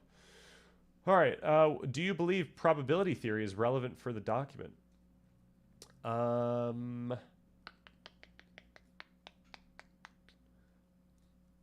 Only if it tells us how we think in a way that is practical, like that we can leverage. So maybe for part 2, like when people start, you know, start using Bayesian modeling for how we think, and maybe that gives us a sense of how we can effectively think. I don't know. I mean, we'll find it if we need it. What is the argument by Karl Popper and David Miller against the possibility? Okay, we have actually done that question. I know for a fact. I remember that one, but I don't remember what the takeaway was. But I don't know if it's something that I think we should jump into right now. Like I think we're critiquing logic. Ooh. Are we critiquing logic? If I'm going to critique logic in any way, I'm only going to do what I do often, which is critiquing the idea that just because something feels rational, that it is rational in some absolute sense. Like what we do is we internalize norms of what ought to be rational, in a sense. It's not like we knowingly think like, oh, that's the norms we're internalizing, but the norms that we internalize of what things are, what things should be, what logic is necessary to make an argument, what logic is necessary to make a counter argument. Like all these things are affecting how we feel about what we just heard or what we just read or what we just thought about in the moment. But those things were internalized and they're just affecting our affective experience, the feeling of certainty or the feeling of rationality that we're having in that moment. I typed out some thinking on this the other day. Let it rip. Oh.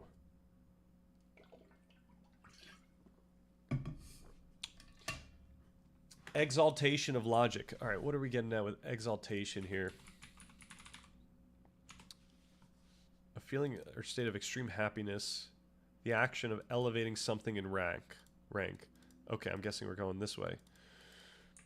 The exaltation of logic is only possible through circular logic. Reification of logic as a Platonic ideal ignores that logic can only be communicated by logicians who are quite fallible and are susceptible to using logic to justify emotions. Right, yeah. I mean, given our discussion the other day where we pointed out how... no, all good. The discussion that a lot of our logical thinking relies on bodily instinct and bodily feelings and stuff that we would usually consider to be irrational. Yeah, I think that goes to... I mean, what you're pointing out is like, you know, if you're relying on some authority structure where logicians have the final say over, you know, what is absolutely logical in the world, you know, they're also operating under those same principles. They're like the very parts of their body and brain that are allowing them to think that what they're doing is logical is just, it's more than just the neocortex. It's a lot of their body and brain that's doing that. Can we ask ChatGPT that question when we discuss inductive reasoning and its limits? Perhaps, yeah. When we have when we talk about thinking and reasoning, we can go into Bayes, I think.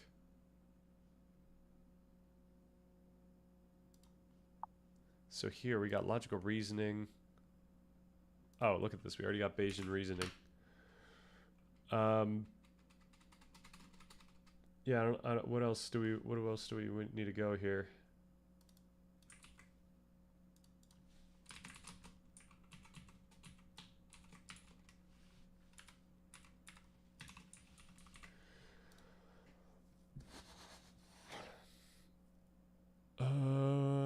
Was basically thinking that pure logic is an abstract thing. We only have logicians attempting it. Right, right, yeah. I mean, all of us can attempt it, but like, what is it? That's the thing. What it is actually like normative. Like it's something that's cultural. It's something that we built up over many years.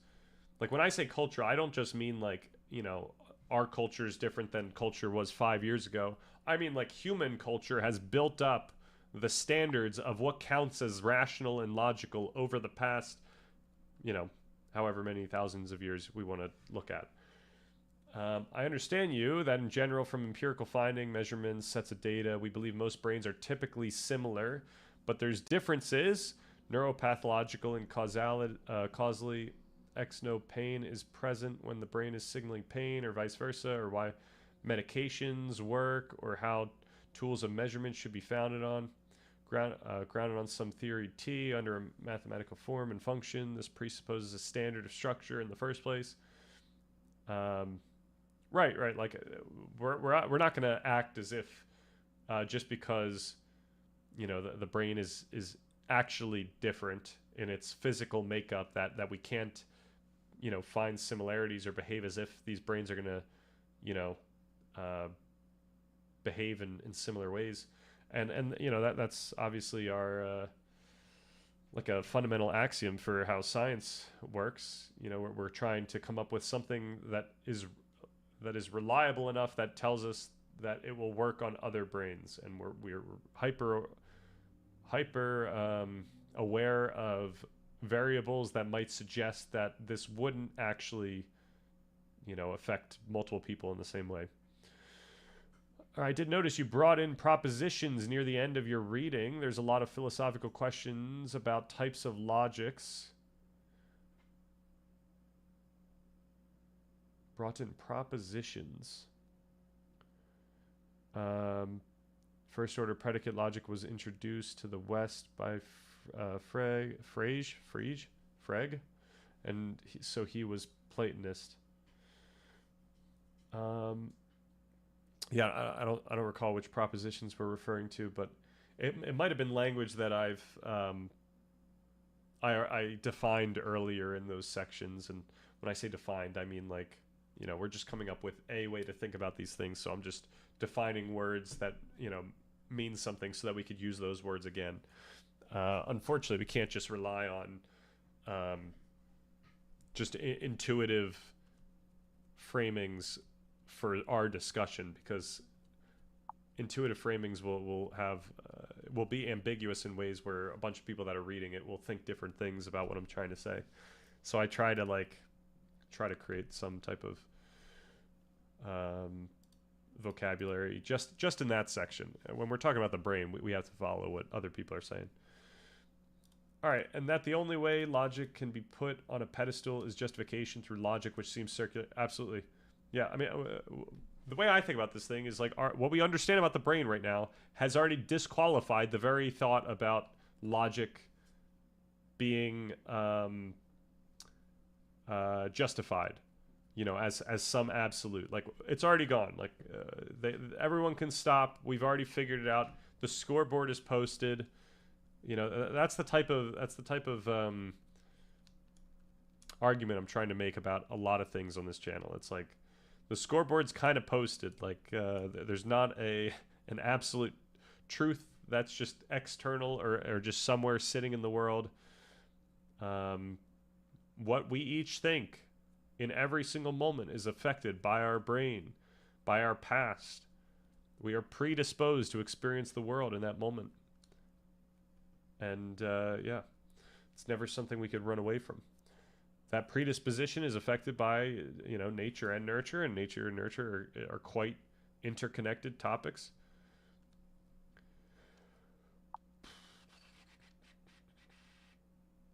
All right. something that philosophers will notice. What do you mean by propositions? Do I say propositions, like by word propositions? So philosophers should recognize that I'm leveraging Hegel.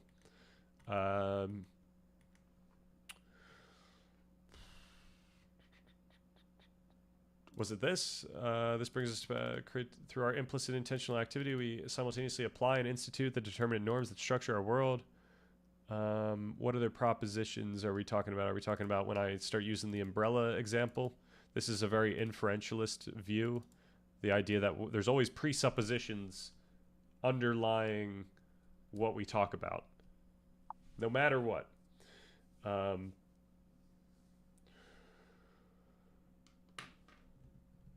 Just some thoughts I was having about it. Nice. Good stuff. Thoughts are good. Frank thought there was only two real things in the world, the true and the false. And I would say Frege is canceled. No, I'm just kidding. But I would definitely push back on that type of idea. You could just, so like, you know, we talk about,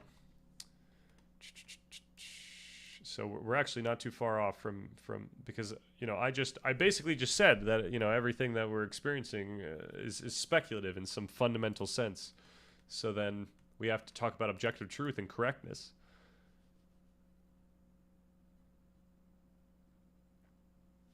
Up until now, we have focused on the neurological and physiological mechanisms that allow us to feel certain about the explicit meaning we grasp.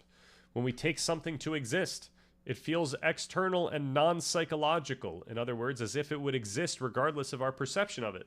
However, we have not yet explicitly addressed the very notion of objective truth, to which our certainty seems to point. Our task is to build a conceptualization that can account for this powerful experience of a subjective yet seemingly objective world. That's the whole thing that I've been trying to point out. That our experience is fundamentally subjective, yet it feels objective. So when we talk about objective truth, we can make sense of it by realizing that it's the feeling that our brain is giving us in that moment. Just as you know, just as Lisa Feldman Barrett said. What is happening here? Oh, I jumped back to simulation. Okay. Right. You are not, when you have a feeling of certainty, you're not detecting cosmic truth. You are detecting that your internal model successfully predicted the outcome with high precision. This is why people can feel absolutely certain about things that are objectively false. You know, in the sense of like, when she uses objectively here, she's following a physicalist notion of objective, which I think is actually kind of ironically contradictory to what she talks about in terms of predictive processing. Oh, I'm sorry. This isn't her writing. This is Gemini. So Gemini is missing the mark here. I apologize, Barrett.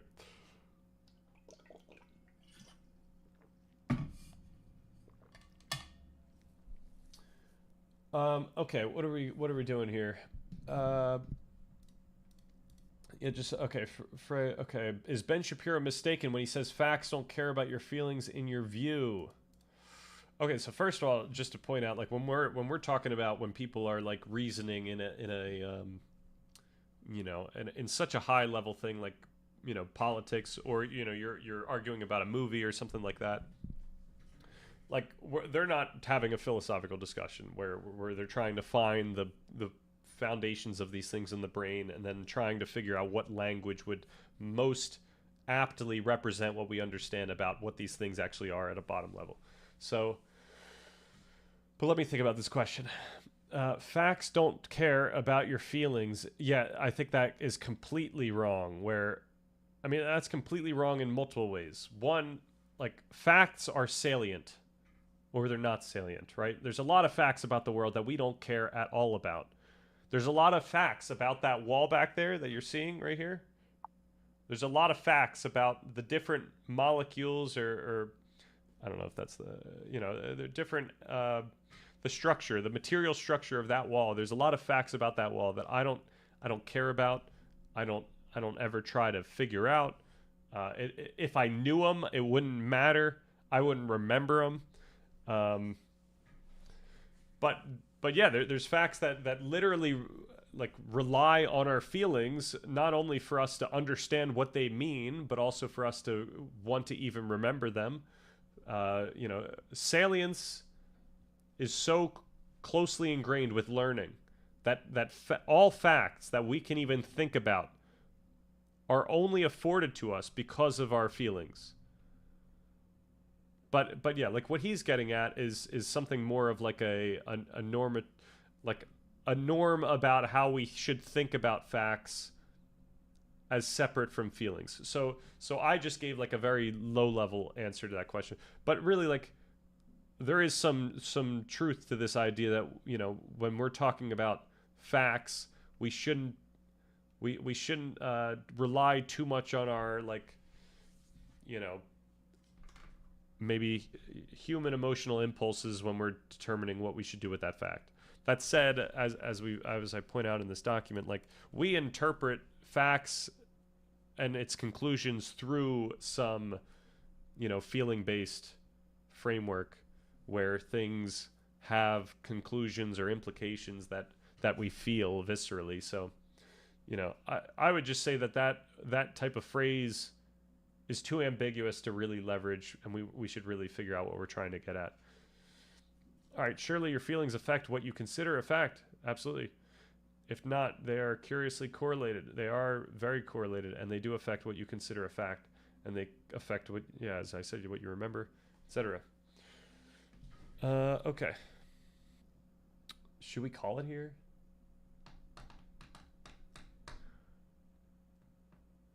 Yeah, let's call it. Tomorrow we can have a fun, we can go farther into predictive processing here, and we could go farther into consciousness discussions. But yeah, I think I've been yapping too long. So yeah, let's call it. Thanks everyone for chilling and for giving feedback and talking and conversing. This is all fun stuff for me, and I love I love talking about this stuff. So I hope we all learned something, and have a good rest of the day. See you later. Oh wait. Yes, the sentences you read on umbrellas, these propositions, presuppose a theory of reference for statements of counterfactuals and subjectives and indicatives. At a higher level, the mind is producing a model, a modal, logical, and metaphysical view. For example, I know it's true in a possible world where it's not raining outside, that an umbrella isn't necessary. Yeah. So what I try to make real clear in this whole major section here, the structure of our conceptual understanding. Where do I get it? So we're trying to come up with this section. The section, therefore, turns to an exploration of the structure of conceptual understanding, aiming to articulate a way to organize and relate our experienced concepts.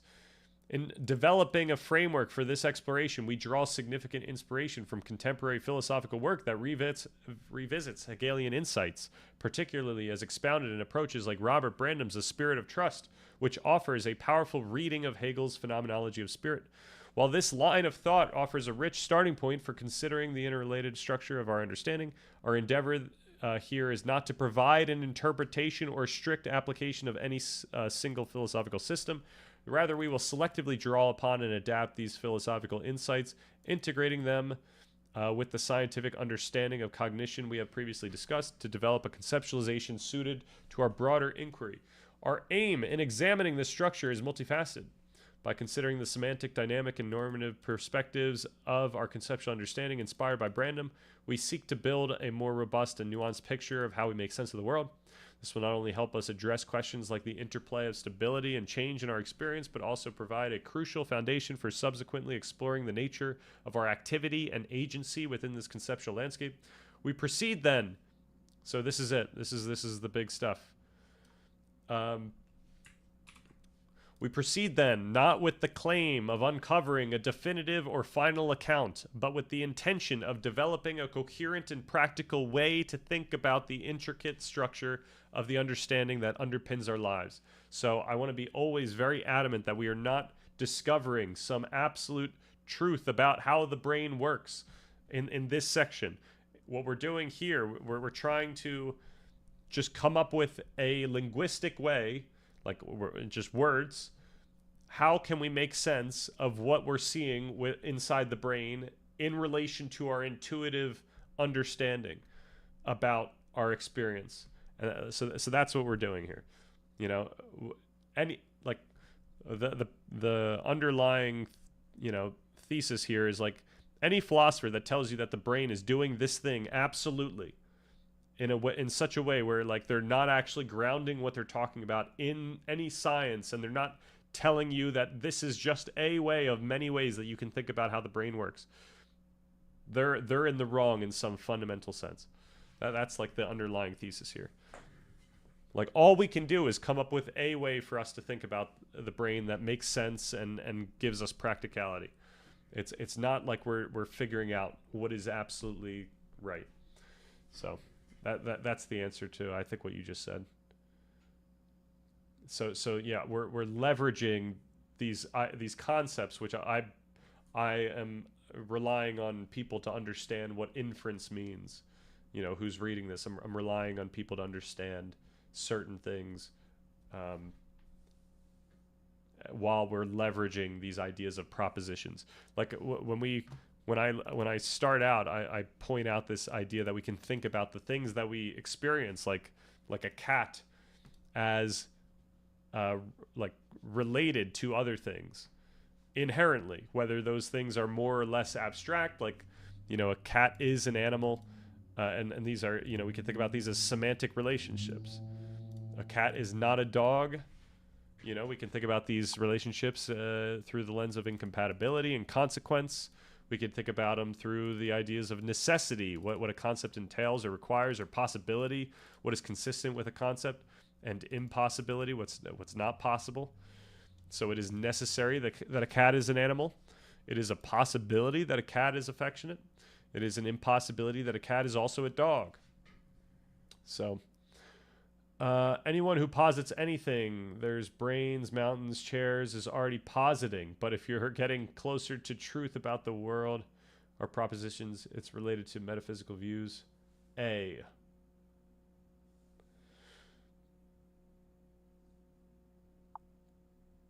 Even if we're leveraging concepts still. Right, so this is that's the part where I would push back a little bit on, like, the idea that we're getting closer to truth about the world. Like, one of the main things that I point out in the very end here,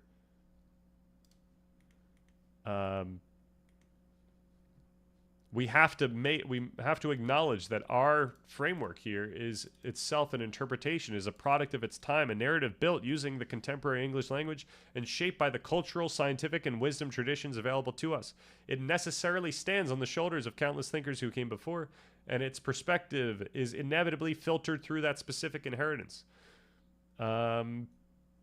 So what I point out here is that we have a responsibility to actually update this framework over time, because the way people think about things are going to change. We're going to learn new things. All kinds of stuff is going to necessitate that we actually change this and update it. It has to be a living document. Honestly, the other presupposition here is, because of this, I mean, unless you're so, like, I mean, I guess it doesn't matter, but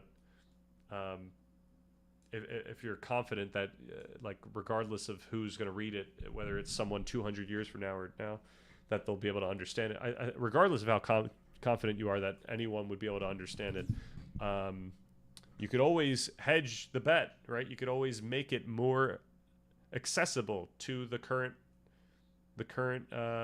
generation. We must be open to dialogue and engagement, open for updates and improvements as we closely analyze the framework's effectiveness, as we come up with new and arguably better ways of explaining things, as our broader collective knowledge evolves, and ultimately as our understandings shift in tandem with our culture. This makes each of us an active, responsible participant for ensuring the effectiveness and reliability of the framework. So yeah, I don't think that we are getting closer to truth about the world, because I don't. Oh, I just accidentally pinned it. How do I pin? Unpin. There we go. Yeah, because I think the idea of there being a truth, an absolute truth about the world in this sense is not appropriate. And I describe then what we mean when we say truth these days through our, through the epilogue here and whatnot. Obviously, we use truth in a way that isn't necessarily what we're talking about in this discussion. Like, when we say that this is truly a phone, like it's true that this is a phone. We're leveraging the word in a very, in a way that makes sense to everyone. And obviously that's not the type of argument I'm making, that nothing can be true in that sense. But I'm just pointing out that there's not like some authority of truth that is separate from us in like a very fundamental way. Now, granted, obviously we have institutions where we leverage for pointing us in directions that are helpful, not only for us to be able to communicate with each other, but to understand how we can do things in our lives and how we ought to talk with other people, etc. All right, this is the unless another block of text gets dumped in the next 10 seconds. Thanks everyone for chilling. Have a good rest of the day.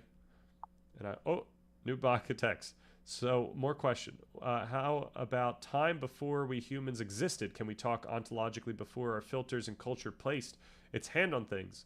What can we say about the world of things back then?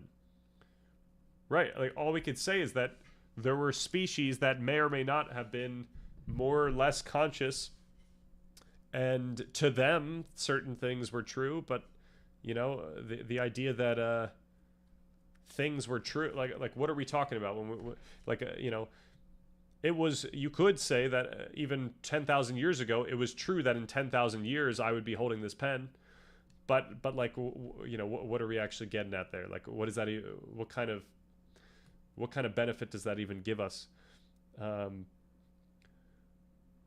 Yeah, like and once again, my experience of thinking that this pen is true is such an experience where it feels non-psychological, in the sense that I feel as though this pen would be true regardless of whether I was here to look at it.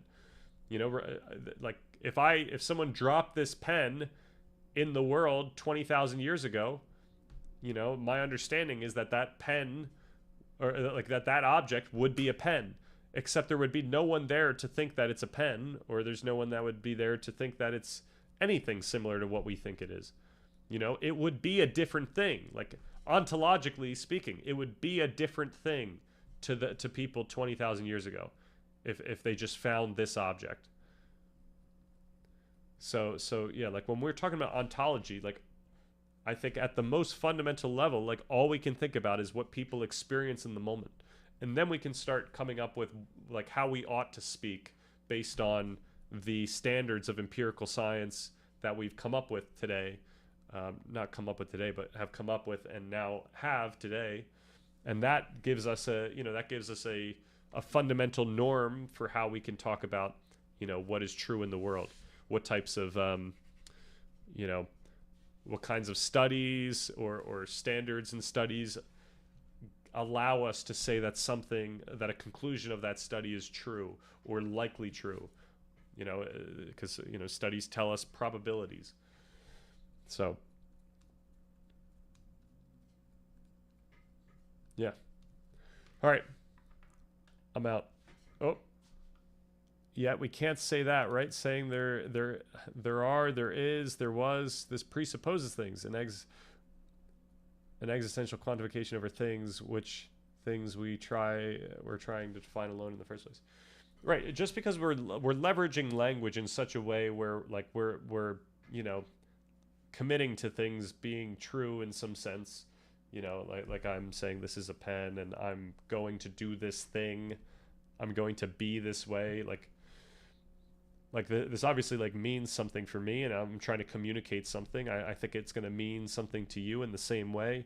What I'm just saying is like we shouldn't think that just because we have this culture of what things are true and not true, that we should think that that is like some authoritative truth that is somehow separate from our culture and the way that we've learned to talk about things, right? So I really point out that these things are normative in the sense that like when a parent, when a caregiver is teaching you things, when you're born and you're learning fundamental things like letters and stuff like that, what they're teaching you is norms of like, when you see this thing, that's what it is. That's what you should think it is, basically. Like they point at the sun, the picture of the sun, and they tell you it's a sun. So you're learning that it's a sun. It's a active conditioning that's integrating this. It's not like you're discovering the truth about the world. Like what is happening right there is what leads you to believe that that is a sun for the rest of your life. Okay, but a king on a throne, I declare it. Well, yeah, the king on the throne can kind of have more authority over how people speak. Oh, what is this? Smart detection. A question mark?